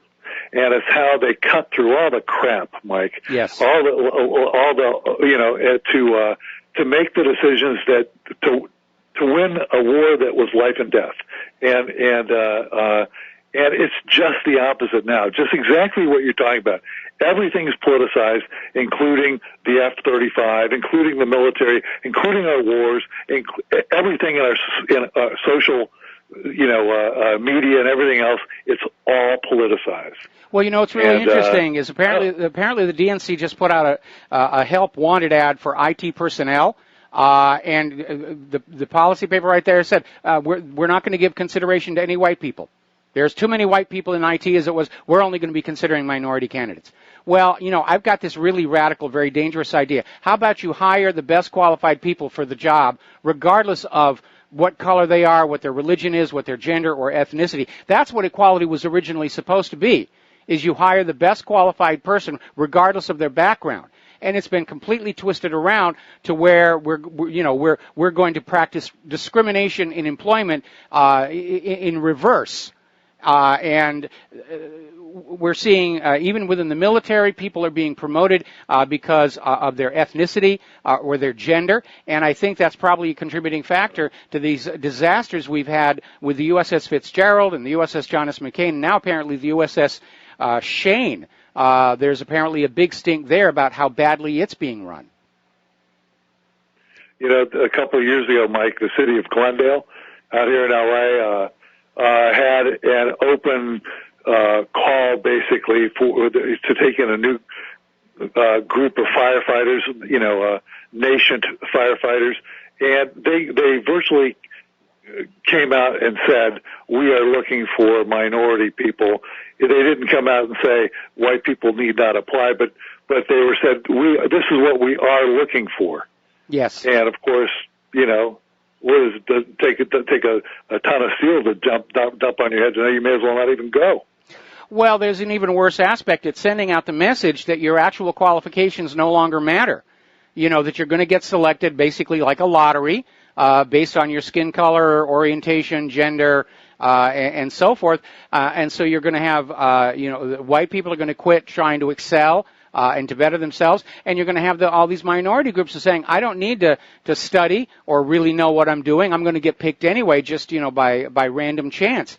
And we need to get back to the idea of a true meritocracy, which is where we find the very best people in our society of whatever color, doesn't matter. Whatever religion, doesn't matter. Whatever gender, doesn't matter. You find the very best people. You encourage them along. You encourage them to excel. And again, this was an issue back when I was in Southern California and I taught a year of remedial math. And it was just infuriating to see the school system was neglecting the bright, motivated kids, and all the effort was being put on basically the dullards who didn't want to be there, didn't want to do the homework, didn't want to study, and find some way to just drag them up to this minimum so that they could achieve the political agenda of saying everybody's been given an equal education, which frankly, from where I sat, was virtually worthless anyway. Because the dullards were still dullards when they graduated, and the bright, motivated kids, all they knew when they graduated was what they learned on their own. And so it made the whole public education system completely worthless, in my view. I got one more quick one for you, Mike. Okay. I taught school for about 2 years while I was in graduate school. And I taught it in an inner-city school in Los Angeles. And this is back after I got out of the Army. This was all that long ago. Yeah. And this is absolutely true story. I had some really bright, really engaged, smart, students who really worked at being good students and were really on their way. And this sounds hard to believe, but they were vilified by their fellow students and beaten up. Yes. And the message was, achievement was, you're speaking really well, you're good at, you get grades, what are you trying to be white? That was what they were, are you trying to be white? And they actually get beaten up. Yeah, you're making the rest of us look bad. You're making the rest of us look bad. I mean, I used to hear that myself when I was a kid. Don't do what you're doing. You're making the rest of us look bad. Where achievement is looked down upon because it's foreign to what you're. It's the most self-defeating ethic I've ever seen. It is self-defeating. It's politically, it really happened. It's politically expedient, but it is self-defeating. And even, again, going back to HBO's The Newsroom and that Will McAvoy speech in the premiere episode, he even mentions it as part of his diatribe about why we're not the greatest nation on earth. He said, we used to admire intelligence. We not belittle it. It didn't make us feel inferior. And, but this whole idea that we're going to mandate equality for everybody, and that means people who have got higher IQs have to be discriminated against to level the playing field. What was the new term they came up with that? Cognitively privileged. That's the new phrase for people with higher IQs. We're cognitively privileged, and we should feel guilty about that. I don't feel guilty about it one tiny bit. Wasn't up to me. We came in with the DNA. Yeah, I hear you. Well, thanks, Mike. I hear the music, man. All right. Well, actually not quite yet, but we're getting close there. Story just now breaking. By the way, Fox News is now covering this Donna Brazile story. This has got legs. This isn't we're going to argue over the emails and what they mean. This is the interim director of the Democratic National Committee who said she promised Bernie Sanders she was going to find out what happened, and she did. And now she's out there saying, yeah, there is no question. Hillary and the DNC stole the primary away from Bernie Sanders. So this has got legs. Another story that just came on out. Apparently, Hillary Clinton's State Department emails confirm unequivocally that she was involved in direct lobbying efforts through a third party in Ukraine while she was Secretary of State. That's a tacky no-no. It's just piling on up. Corruption after corruption after corruption. And you've got the corporate medias out there just saying, we don't see it and we don't hear it and you can't make us nya. So, but we're fast approaching a breaking point where the American people are just fed up with all of this, and they ought to be. Now's the time to get angry. To heck with anger management. It's time to just be thoroughly ticked off. We'll be back after these commercials.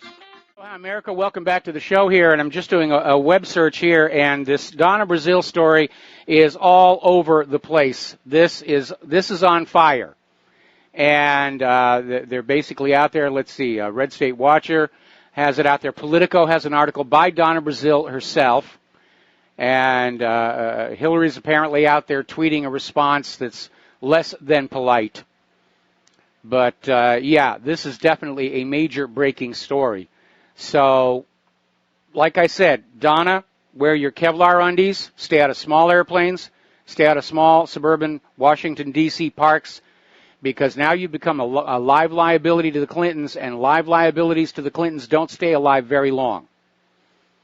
But apparently this is now all out. She's written a book about everything that she found when she promised Bernie Sanders she was going to find out what the heck happened with all the games with the superdelegates and the rest of it. And even for a long time operative, apparently Donna Brazile was just shocked by what she found. As I understand it, that's what happened with Seth Rich. He'd been around town for a while. He knew what was going on. And what he found inside the DNC was just too much to bear. So we'll see what's going to happen. Donna Brazile is too public. They're not going to be able to just liquidate her, get rid of her, the way they did Seth Rich. So let's talk a little bit about computers and security. As you know, computer security is a joke. We have, between poor quality software writing and the state of the art in American software is deplorable right now. There's no such thing as a piece of software that arrives from the store in good working order. It's basically sold out, licensed on your machine, and then they rely on you to find the problems and send them in so that in version 2, available for a small update fee, you'll get something that works a little bit better.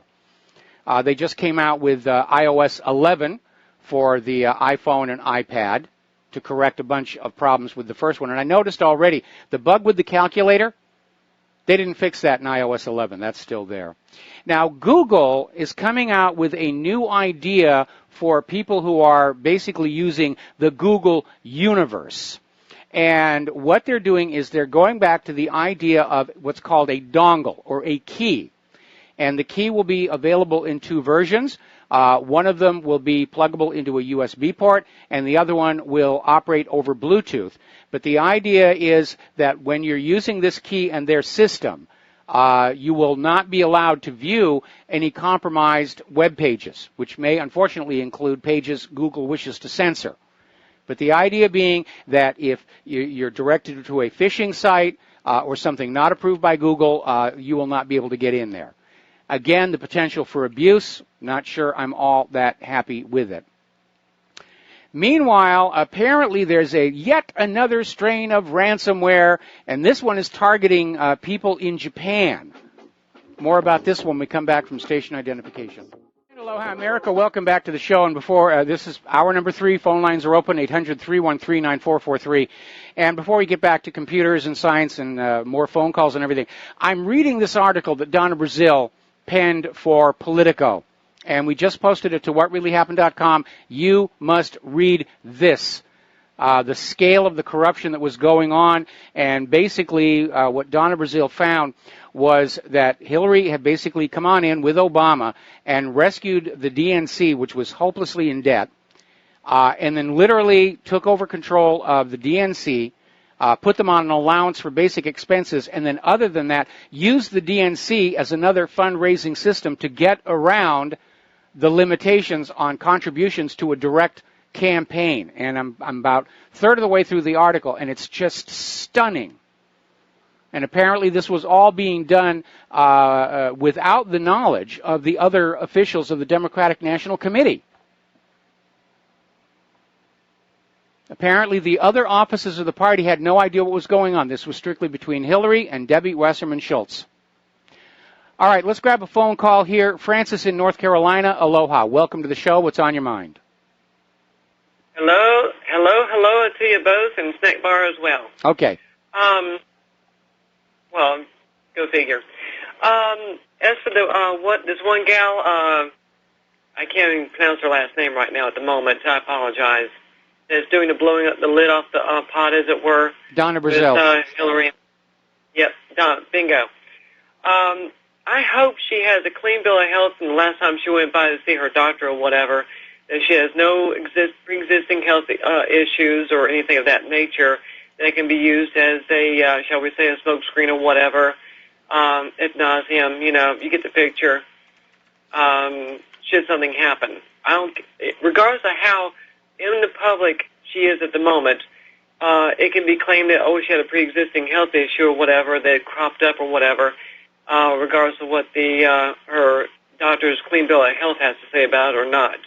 So, or they could fake a car accident like they did with Michael Hastings, and they may have even done the same hijacking thing with this guy in Manhattan. I mean, there's all kinds of ways, when they want you dead, they're going to get there. The question is one of public perception and politics. It's one thing to take out Seth Rich, who nobody had even heard of.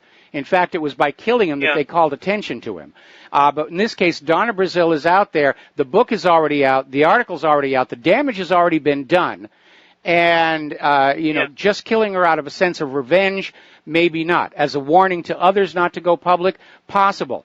But the problem is because of her visibility, because of the long line of dead bodies behind the Clintons, doing so would probably cause a lot more problems for Hillary than it would solve. Again, because Brazil's already put the story out there. She's not trying to blackmail him or anything like that. She's just put the story on out there saying, this is what went down. This is how Hillary took control of the Democratic National Committee and how Hillary and the DNC cheated Bernie Sanders out of the primary election.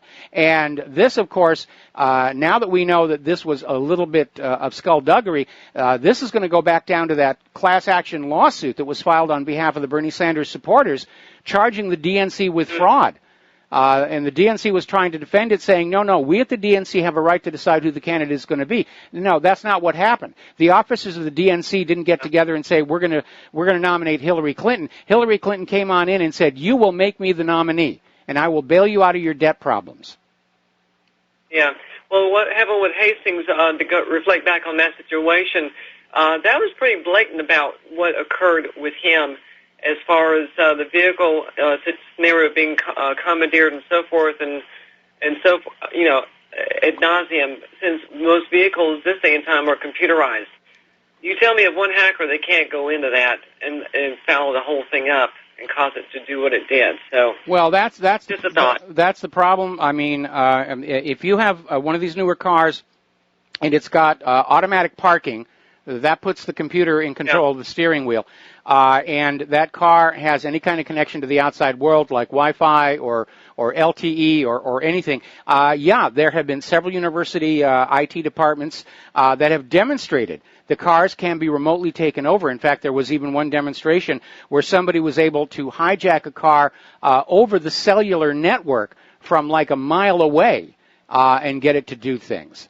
And I'm afraid that the computers inside the cars, like the computers inside these Internet of Things objects, have not really been designed with security in mind. Or they have all been backdoored under orders of the National Security Agency, like our routers and our iPhones and our tablets and everything else. Well, that sounds like a full intentioned idea to make sure that both avenues are available for such, both intentional and non-intentional. So basically look at it as if it has to do with the computer system, it's designed to be accessed somehow, some way, somewhere by someone, regardless of who it is. So, oh well, have a great one. All right, thanks an awful lot. We're going to let you go. And, Claire and I were at the point we're going to have to find some kind of a newer car. We love our Honda, 18 years old. It's showing its age, and it's still running, but we know it's only a matter of time before it dies. We're not going to get any kind of a car that's got automatic parking, no Wi-Fi, no Bluetooth. We don't need any of that. We'll accept a backup camera and maybe an internal GPS, because if you're using the GPS on your phone while you drive here in Hawaii, it's a $300 ticket, which sort of undermines the whole idea of having GPS. But yeah, I don't want one of these new cars with all these whiz-bangs. They're wide open. We literally cannot trust our government around our devices because they've all been compromised. Let's do a shout-out to our honor affiliates who are just now rejoining our network. So before the station identification, we were talking about this new strain of ransomware that is targeting places in Japan, and it's called MBR-ONI. It's a bootkit ransomware, and it relies on a modified version of a legitimate open-source disk encryption utility called Discryptor for its encryption routines, the same tool that was abused by the Bad Rabbit ransomware last week. So these cyber criminals aren't even coming up with their own encryption. They're just stealing encryption from other legitimate products and using them. And apparently, security intelligence firm Cybereason believes the malware strains are being used as destructive wipers to cover up evidence of larger attacks, targeted attacks against Japanese companies, because the software behaves like ransomware, but there doesn't seem to be much in the way of ransom demands to go with it. I'm getting emails from saying, Donna Brazil just came down with a case of Arcanicide. I think I mentioned this yesterday, but we're going to mention it again here. If your website is using WordPress, you need to upgrade immediately to version 4.8.3. And apparently the fix addresses a flaw that can be potentially exploited by hackers to hijack and take over WordPress-powered websites by injecting malicious SQL database commands. Now they're saying the core installation of WordPress is not affected, but apparently it's just a way they can construct a request going into your server where they can get past and directly access your SQL server. I think at some point somebody is going to have to stand up and say these cyber criminals represent a clear and present danger to the United States, to its IT infrastructure, to its profitability, to its productivity, to its economy. We know that losses to cyber crime are in the billions and billions of dollars every single year. And yes, the government will come down hard on anyone who breaks into the government's computers, and they'll slap around students who are just amateur hackers trying to change their own grades. But nobody's going after the main cyber criminals. We're not even seeing an effort to try and find them, which means either the NSA is incompetent and really can't find these guys, or the NSA are the cyber criminals. And it's not a wild idea, because Kaspersky has come on out saying they think the Hacker Collective Equation Group is the NSA. And maybe all this cybercrime, ransomware, and everything else we're seeing is the virtual equivalent of the civil forfeiture laws. Just another way for a desperately broke, hopelessly in debt government to plunder and pillage the American people, to keep feeding that war machine. Now, there's a new threat out there. Actually, it's not really a threat. It's an annoyance. But apparently there is a sudden surge of malicious websites and malware and even apps that are hijacking your CPU to mine cryptocurrency. And the only way you're going to know that you might have one of these is that your CPU is sluggish, your battery runs down quickly, your device seems to be a lot warmer than normal. But apparently this rush to mine cryptocurrency, they're out there basically just trying to grab machines and build these huge cryptocurrency mining botnets. And again, it's theft. They're stealing your machine cycles. They're using your property without your permission. Okay, over in Germany, let's talk a little bit about human-caused global warming. Germany leapt on board the green energy bandwagon, if you will. Back in the 1990s, when everybody was screaming human-caused global warming, the world really was warming. Al Gore came out with his mockumentary, An Inconvenient Truth, and everybody said, we have to go green, we have to go green. And there were a lot of huge subsidies for solar energy plants and windmills. Most of them turned out to be boondoggles. They've never penciled out. And over in Germany, apparently by 2023, the subsidies are running out. The German taxpayers just can't carry these anymore. They're not producing enough electricity to justify the cost. And they're saying by 2023, more than a quarter of Germany's onshore wind farms may be gone. Now, that doesn't mean they'll be physically gone. They'll just sit there corroding away. We have an early wind farm down on the Big Island that hasn't been operational in years, and it's just sitting there corroding. We have a new wind farm up here on the north shore of Oahu. It, too, is not penciling out. A big part of the problem is that the company that made the turbines used in most of these wind farms, those turbines were supposed to last 25 years. And after just a few years, their parts are wearing out. The company that made them has gone out of business. They can't find spare parts for these units. And so some of them are they're basically locking the brake, feathering the blades on them, and just letting them sit. It was the fashion. We're going to be fashionable. We're going to be green. We're going to have windmills. We're going to have solar cells. How's it going to work out in the long term? Who cares? We're fashionable and trendy now. We're getting our subsidies now. We're getting our loan guarantees now. We're getting our tax credits now. And the reality is, right now, the world is cooling. And interestingly enough, they're saying, well, the El Nino current, it's finally slowed down and the world is starting to cool again. El Nino is not caused by human activity. It's caused by undersea volcanoes. So we're seeing these swings in climate, all of which track back to natural geothermal and solar sources. All right, let's talk about Madagascar. There is a lot of concern over this outbreak of the Black Death, bubonic plague. And the World Health Organization is in there looking at this, and they're starting to say there's something different about this disease. It's not an exact match for the slate wiper that was in Europe back during the Middle Ages. They're saying there's something different. Its rate of contagion is higher. Its R0 is higher. And they're saying the outbreak can't be easily explained because apparently it appeared simultaneously in several towns.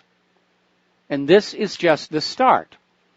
Well, when you have a major disease like this that appears in one place, there's your patient zero.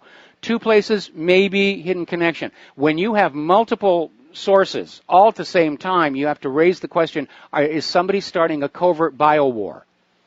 Because apparently these other 9 nations in the immediate area that have been warned of possible contagion, they're already aware of people who got from Madagascar to those countries. Now, here's an interesting little historical footnote. Since we just finished Halloween, and everybody's talking about cats and black cats and everything. Now, from the 12th century going on, there were two distinct attitudes to cats. For a lot of people, especially farmers, cats were important rodent controllers. And cats would sometimes go beyond merely being a working animal around the farm and be welcome inside the house. That's the origin of cats as pets. Working cats and house cats were always popular. But during the witch hysteria, the church put out that cats were always familiars of the witches. They were in league with the devil. Cats were literally being hunted and killed almost to the point of extermination. And Pope Gregory IX added his voice to the campaign against the evil cat. He wanted to stamp them all out. And it was because of this absence of cats.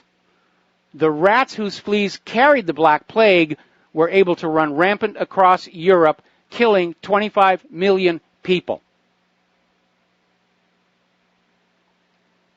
Sometimes you need to go on back and you need to look at some of the major goofs religion has done through the ages. When the Ice Age started and existing food crops started to go extinct, remember, explorers were bringing back the potato from the New World. And the church forbade people to eat it because it came from inside the ground. It was obviously the fruit of the devil. And you literally wound up with tens of thousands of people starving to death while standing on an abundant food supply. Then there was the response to the plague itself, the flagellants, where they would go from town to town beating themselves bloody with whips and flinging the infected, contaminated blood all over everybody around them. And then, of course, you still have that adherence to the Big Bang Theory, even though there is more than ample evidence to suggest that needs to be sent the way of epicycles and the Earth-centered universe. Now, global temperatures continue to cool, but Jerry Brown is out there burning tons of carbon in his climate trip overseas. He's going around talking about global warming. We've got to deal with all of this, and he's in his own little jet there belching out burning kerosene from the back here. But the reality is that the global warming doubters, critics, such as yours truly, and Donald Trump, have now been vindicated. Even the United Nations has now conceded the Paris Climate Accord was a total waste. The UN Environment admits in its latest emissions shortfall report, even if everybody had signed up for the Paris Accord, even if they'd all met the goal for reduction of CO2, it would only have come to a third of what is claimed to be necessary to stop the world warming by more than 2 degrees Celsius by the end of this century, which is some 80 years away. But the world isn't warming. Remember, Earth's climate is dominated by solar output, which at the moment is at a low, the slowly changing of Earth's orbit, and of course, to a lesser extent, geothermal activity. But the politicians wanted more of your money. They wanted more of your obedience. So they came up with this idea that you humans are a danger to planet Earth. Oh, bad humans, no cookie. You're killing planet Earth with carbon dioxide. They even had the EPA declare carbon dioxide a toxic pollutant, which is ridiculous. Carbon dioxide is an essential component of the cycle of life here on Earth. Let's say that Lord Voldemort shows up, shakes hands with Al Gore, waves his magic wand, and all the carbon dioxide on Earth vanishes immediately. The Earth would die.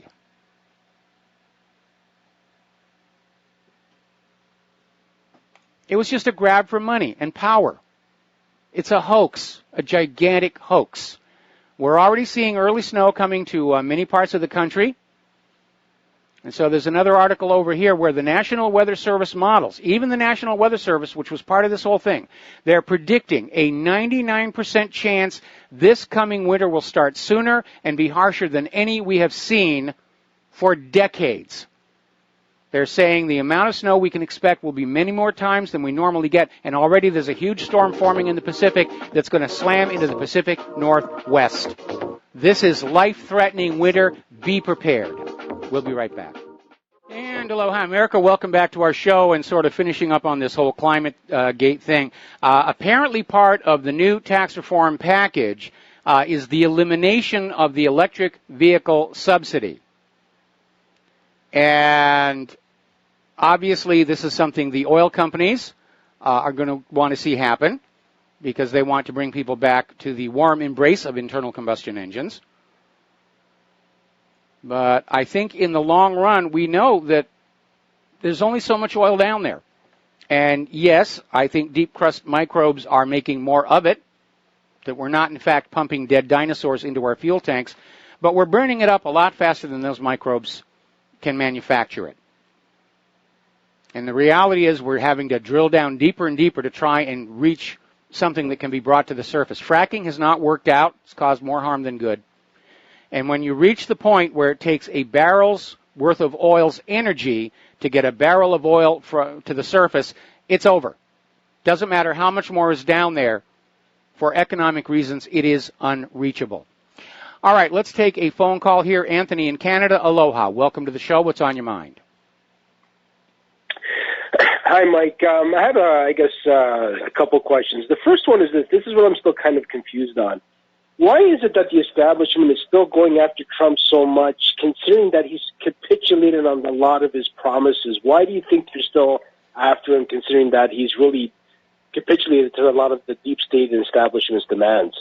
I think they're after him because with all of these scandals that are breaking through into the public eye, especially with this latest from Donna Brazile, all these people are looking at jail time. And they committed these frauds, they committed these criminal acts, they engaged in this corruption, bribery, pay for play, in their absolute certain belief that Hillary Clinton was going to steal the White House and they would be safe from investigation and prosecution. And then you had Trump, an outsider, come on in. And they're opposed to Donald Trump, not because of his policies out in public, but because if this investigation really starts to break loose, he's not going to do anything to save any of those people. He's not going to step on in and say, we need to keep this under wrap for the good of the nation. And that's why they're so opposed to him. And there's just there's also just a lot of vindictiveness and bitterness. You know, how dare you get in our way? The deep state, the narcocracy, has enjoyed an absolute lock on American politics going back at least 3 decades, if not more, and they felt their grip on the nation slipped, and now they're desperate to basically reassert that they, and not the American people, are in control of the nation. Okay, fair enough. The other question, too, is this. Hypothetically, if he were to get impeached, could you see that possibly being a good thing? I know people would say Pence would come in, but would that possibly create enough of a stir to create a revolt to revamp the system? Do you see it in that way if that were to happen at all? I don't think so because, first of all, they don't really have grounds to impeach him. Those few people who have filed articles of impeachment, they don't really make a case. And impeachment is a 2-step process.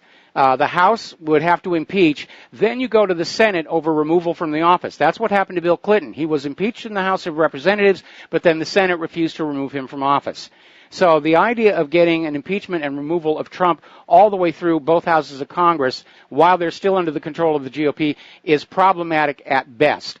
As far as Mike Pence, I'm not sure how willing he is to go along with the narcocracy. But again, what we keep hearing from Antifa and these liberal academics is the goal is to get both Trump and Pence out of the White House, have the Speaker of the House become president, Hillary Clinton changes parties, and then is anointed vice president, and then something happens to the Speaker of the House, and Hillary becomes president. It sounds like an absolute fantasy, but these people are really desperate. But that would probably create a revolution at that point, and maybe that's what's really needed to really bring down the system. Something that crazy might need to happen. So it's not good in a way, but there could be a positive of something crazy like that happening, whereby it might Because I think at this point, before anything can really change, there needs to be a real revolt at the bottom for the system to change, unfortunately. Well, so, again, I cannot support a violent revolution and uprising. I don't think the American people are really ready for it. They don't really understand what it entails. There's one thing that the U.S. government knows how to do, it's kill people. I think we have to just focus on a Soviet Union-style collapse of the federal government, which may be underway even now with all these latest revelations. But again, if Antifa kicks up massive riots this Saturday, it could provoke a violent backlash from regular American people. We'll just have to wait and see. Thank you for the call, Anthony. We'll be right back after these few words. And aloha, America. Welcome back to our show. So let's talk a little bit about glyphosate. And for those who are a little late coming to the discussion, glyphosate is the name of the chemical that is the heart of the Roundup weed killer by Monsanto. And Monsanto came out with this idea that they were going to have a weed killer that just kills everything. And then they were going to come out with special genetically modified seeds for crops like corn and soy and so forth that would be resistant to glyphosate. So the idea was farmers would buy these GMO seeds, they'd plant them all over their fields, and then they would just abandon all the old pesticides that they used to use, soak their fields with glyphosate, and all would be well.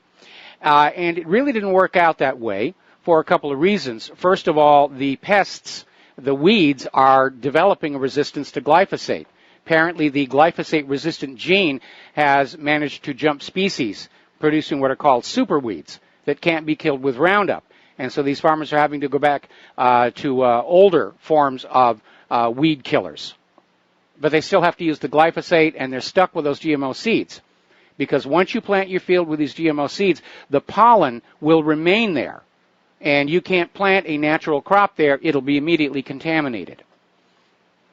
Now, complicating this is the fact that glyphosate itself has turned out to be highly toxic. So has the Roundup-ready food. There was a French study that was done a while ago where they took a population of rats and they broke them into 4 groups. The first group was fed natural corn. The second group was fed natural corn sprayed with Roundup. The third group was fed GMO corn. And the fourth group got GMO corn and sprayed with Roundup. And starting at 4 months, the rats began to exhibit tremendous medical problems, massive tumors, reproductive difficulty, and they kept the rats alive for their entire lifespan. This stands in contrast with Monsanto, which kept their rat population test going for just 3 months, and then ended it and said, no problems, it's perfectly safe to use. And Monsanto went to great lengths, including having one of their former executives put on the board of the science journal that published this French study to get it retracted. And then it has since been revalidated and republished elsewhere. They like to play dirty. Finally, then, we had the World Health Organization, which, despite intensive, massive lobbying by Monsanto, declared glyphosate a probable human carcinogen. And the word is they would have said definite human carcinogen, except for all the lobbying by Monsanto. And Monsanto has been trying to make sure that nobody can have GMO labeling in this country. There was that Prop 37 out in California where people want to have a choice. They want to know if what they're eating is coming from Mother Nature or from Monsanto's laboratories. And Monsanto doesn't want you to know that. So Monsanto went to all the corporate media in California and said, if you do not editorialize against GMO labeling, we will pull all of our advertising. And that's a significant amount of money. And corporate media, being corporate media, said, yes, sir, absolutely, yes, sir. And they came out against Prop 37. And Prop 37 was defeated amid allegations of massive election fraud. They rigged that election just to make sure. But Russia bans GMO, China bans GMO, a lot of countries are banning GMO, and now glyphosate itself is going to be banned across Europe. People do not want to be sold a product that they suspect may be harmful or dangerous. But the attitude of American corporations is, if it's making money, we will make you buy it. You're not allowed a choice. We're creating an agricultural monopoly here. You will be dependent on Monsanto for all food production into the future, just like you're dependent on the U.S. dollar for all global trade and banking, although that latter one is falling apart. But the glyphosate is everywhere. It's not just sprayed on the plants in the field. It's being used as a preservative. They spray it on produce in the supermarket. It's being sprayed for some reason on women's sanitary products. No idea why, but they are. And it is becoming ubiquitous in our environment. So apparently there has now been a study of 5 major brands of orange juice, and they're discovering that these are contaminated with glyphosate. Now, you would think normally that an insecticide sprayed on the outside of the orange, once the orange is peeled, that would be the end of it. But apparently this glyphosate, when it's sprayed on a plant, it gets inside, which is why if your produce is sprayed with glyphosate, washing it won't do anything. Now, the World Health Organization basically deemed that concentrations of glyphosate between 4 parts per billion and 26 parts per billion was the range in which it was declared a probable human carcinogen. Obviously, at levels above 26 parts per billion, the risk increases, but that was the range that they used. It's basically 750 brands of glyphosate-based herbicides that are out there right now. So there's an organization, Moms Across America, that basically stated their research shows as little as 1/10 of 1 part per billion of glyphosate is capable of destroying beneficial bacteria in the stomach, the bacteria you need to properly digest your food and receive those nutrients. Repeated exposure to glyphosate weakens the immune system, which will lead to a potential of other health problems down the road. But it's making money.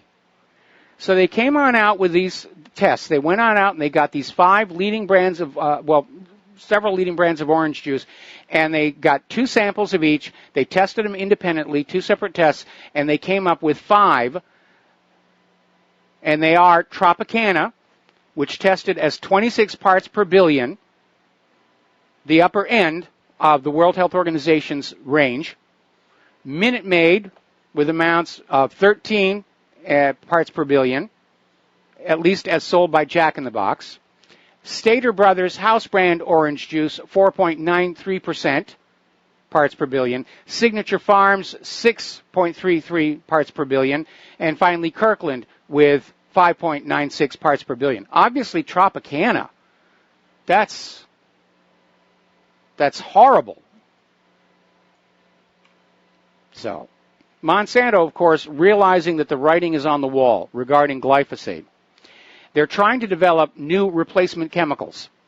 Get them out there as fast as they can. We don't do glyphosate anymore. I don't know what you're all screaming about. The problem is glyphosate takes a long time to fade from the environment. Even if Monsanto stops selling it tomorrow, we're going to be dealing with this stuff for years. So basically, Monsanto came out with a new product, a new chemical designed to be applied to crop seeds called Nemastrike, and it's supposed to protect crops from worms. And it's already been given the green light by U.S. environmental regulators. Monsanto has had to pull this out of sales, production, release, because apparently people who are eating the food from these seeds, it's causing rashes. It's causing rashes on people. So let's get back on to fracking. We were talking before about how there's only so much oil down there in the earth. And even though the old idea that it's all fossilized plants and dinosaurs and finite, that has largely gone away. And it's understood that there are deep crust microbes who are basically taking methane, which is in abundance in the deep crust, and as part of the metabolic process, they're producing these longer chain hydrocarbons. The problem is we're burning it up faster than they can reproduce it. And they're drilling deeper and deeper into the Earth's crust, trying to find more oil. That's what led to the Deepwater Horizon disaster. And the experiment with fracking, where we know there's oil in all of this strata, and it's not in a big pool, so we can't put a pipe down there and suck it on out, but we'll just fracture up the rock and suck it out that way. And that was going to be the big shale oil revolution. And it has caused huge amounts of environmental damage. And even worse, it hasn't penciled out. They're not getting the volume of oil and gas they thought they were going to get, probably because so much of it is leaking into the environment. So there's an article out of the Daily Mail where basically the Environmental Protection Agency has been keeping track of methane emissions, but the numbers are based on estimates developed in the 1980s and 1990s and compiled through self-reporting by the industry. And satellite and atmospheric measurements are suggesting the EPA estimates could be underestimating the real-world methane emissions by fracking by as much as a factor of at least 2. Now, we've all been seeing these stories about how there have been these strange mass die-offs of fish in lakes and streams and ponds, and it always ends with, well, the water was depleted from oxygen. That's why the fish died. And that's where they leave it.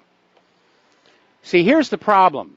We know that the fracking is releasing large amounts of methane gas. It doesn't stay deep down underground. It percolates to the surface. And as it percolates through water, methane will encounter free-floating oxygen. It will then spontaneously decompose down to carbon dioxide, which bubbles up and out of the water, and more water molecules. And a water molecule is a water molecule is a water molecule. And the net result is a body of water with no more free oxygen in it. That's what's depleting the oxygen and causing these mass fish die-offs. We've seen all these documentaries about people who have, these very nice homes they built in these rural areas, and then the fracking comes on in, and the next thing they know, there's gas bubbling out of their water faucets that they're able to set fire to with a lighter. And the fracking companies are coming on in and say, oh, it's just a hoax, it's a fraud. These people are making it up. They're just trying to get money from us. And these people have these homes. They don't want to live there because it's dangerous to live there. They can't sell them. Nobody's going to buy these things. And it shows once again just how fascistic our nation has become, because the interests of the oil companies, the interest of the money, are paramount over the interests of the general population in the eyes of the government. Now, I think fracking is going to come to an end simply because it's not turned out to be profitable. And by the way, there's a movie about this called Promised Land. I think that's still out there on Hulu and Flix, talking about some of the underhanded techniques the oil companies use to get these communities to say, yeah, sure, you can put a fracking well on my property, and we're going to make huge amounts of money, which they never do. And they're never told about the environmental damage, because it's not just the methane that's coming on up. The fracking fluid that is pumped down there to break the rock up, it is highly toxic. It is carcinogenic. In some cases, it's radioactive. We had somebody call into the show who used to be part of the fracking industry who said that the fracking companies are making deals with other businesses that have toxic waste disposal problems. And they've got these toxic waste pools, and they don't know what to do with them. There's nowhere they can dump them. So they make a deal. They pay the fracking companies who will take these toxic sludges, mix them with the fracking fluid, and pump it deep down in the ground for disposal. On the theory, it's going to stay down there, except that it doesn't. And it's percolating up through the fractured rock, because that's what fracking does. It cracks the rock. It opens up a passageway for the oil and gas to flow through, and along with it, the remains of the fracking fluid. And so it's getting on up into the surface of the ground. It's getting into the plants. It's getting into the feedstock for the livestock. This is a horrendous environmental disaster, and it's even worse because having pumped it deep down into the ground and allowing it to plume out from there, there's no easy way to go down and clean this mess up. The people who are living on these fracking lands are going to be dealing with this for a long time, and that's not even mentioning the fracking quakes. In areas where there's been a lot of fracking, all of a sudden they're getting quakes where they never used to get them. Oklahoma especially. Prior to fracking, Oklahoma got maybe one small earth tremor every quarter of a century, and now it's a daily occurrence. The quake that damaged the Washington Monument is thought to have been triggered by fracking.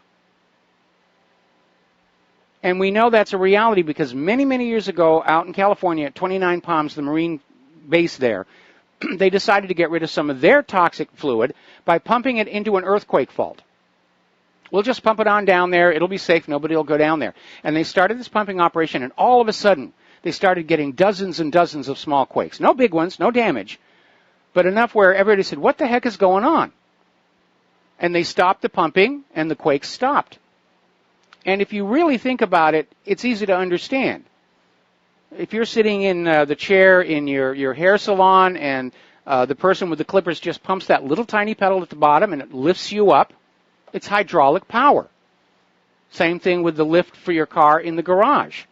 It doesn't take a lot of fluid and it doesn't take a lot of pressure. It just takes a lot of area along that fault, and you can start pushing that fault apart and reducing the friction. And the fluid is going to act as a lubricant as well. Some very poor thinking went into the decision to allow this to move forward. The kind of reckless, dangerous thinking that you see is typical of fascist economic dictatorships. Now then, apparently there is a new report out on how a common acid reflux drugs have been linked to deadly stomach cancer. And apparently this in the journal Gut, proton pump inhibitors, PPIs, which are used to treat acid reflux and stomach ulcers, double the risk of developing gastrointestinal tumors. Again, it's a product that's put out there to make money, causes harm. Well, we'll make more money from you. Now, there's a new class of antibiotics. It's been brought out in this war between antibiotics and pathogens who develop antibiotic resistance, and the new ones are the fluoroquinolone antibiotics, and now it's being discovered they are inflicting irreversible damage. So you have young people who are athletic, vibrant, they're now bedridden, housebound, they have trouble remembering simple words, and they've all been damaged by this medication fluoroquinolone antibiotics. And these are prescribed for routine ailments like urinary tract infections and prostatitis. And apparently the experts are saying it is irreversible. Once you have it, there's no way to undo it. It's permanent. What a reckless system Orthodox medicine has become. Article coming out of Feast and Famine, Blogspot, Moms of Vaccine-Damaged Kids, basically saying you need to look at what's going on here. Why is there an epidemic of peanut anaphylaxis? Because peanut oil used as an adjuvant in vaccines. U.S. children are the most vaccinated in the world and the least healthy. And they point out a reminder, the Amish people do not vaccinate. And they've got healthy kids. We'll be back with the last segment of our program after these few words. And aloha, America. Welcome back to our show here. And we just reposted that video where a lobbyist for Monsanto was being interviewed and said, Roundup is perfectly safe to drink. And they said, okay, we got a glass. Go for it. And he says, I'm not an idiot. And he just split. You know, but lobbyists are paid to lie. That's their job. You can get the truth about things for free pretty much. You know, but a good lie pays big bucks in the United States of America. I'm looking here now, this story about Donna Brazile and her book and her revelations, it's already going around the world. It's already in the British press here, and they're talking about all the things that were going on about how Hillary's campaign was literally siphoning money away from the state Democratic parties during the primaries, to just try and keep control of the whole thing. And amazingly, Elizabeth Warren, who campaigned with Hillary Clinton, has come on out saying that she thinks Donna Brazile is telling the truth. So this could be really the beginning of the end. And it vindicates Donald Trump, who said that Hillary was cheating. It vindicates all of us who said Hillary was cheating. And you need to go back and look at all that was going on that year where, Hillary was getting the media questions in advance so she could prep for them for the debates. She had the teleprompter built into the top of her little podium, the little earpiece, all of that stuff. We kept pointing it out that she's not playing fair. And Hillary's people, oh, you're a kook, you're a tinfoil hat wearing conspiracy wacko. No, we weren't. We've got it from inside the machine itself, how it was hijacked. Hillary Clinton apparently took complete control of the Democratic Party machinery months before she announced her candidacy. So you need to read that. I'm going to buy this book. I'm going to buy Donna Brazile's book. Absolutely, without a question. I want a copy of this one. So it's going wild. Now then, fun thing, as you know, I'm a science buff. Scientists have been using muons, these subatomic particles that can just fly through vast amounts of material. They rain down on Earth when cosmic rays slam into the atoms. They set up detectors around the Great Pyramid of Giza to basically X-ray it with the muons, and they've discovered a new hidden chamber that looks like it's basically a copy of the Grand Gallery above the Grand Gallery. Now, they don't know what it is, if it's just there to spread the weight, take the strain off the Grand Gallery, or if, in fact, it's something else. There has long been speculation that the available part of the Great Pyramid may have been a fake-out to discourage tomb robbers, and that the real tomb may still be hidden somewhere inside. But this is amazing that they're able to use this technology to see inside these giant stone objects. Speaking of stone objects, apparently the Stromboli volcano in Italy is kicking up a fuss.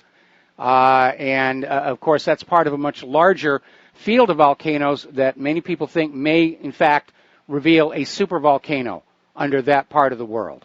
So now Italy knows what it's like to live near Yellowstone. There's been an earthquake swarm near White Island in New Zealand. They're insisting it's got nothing to do with their volcano. So everybody relax. There's the music. Time for me to get on out of here, get something useful done with the rest of the day. Please stay tuned for John Stebmiller. He's got a lot of good things to share with you. Please take what you learn here, share it with everybody that you know.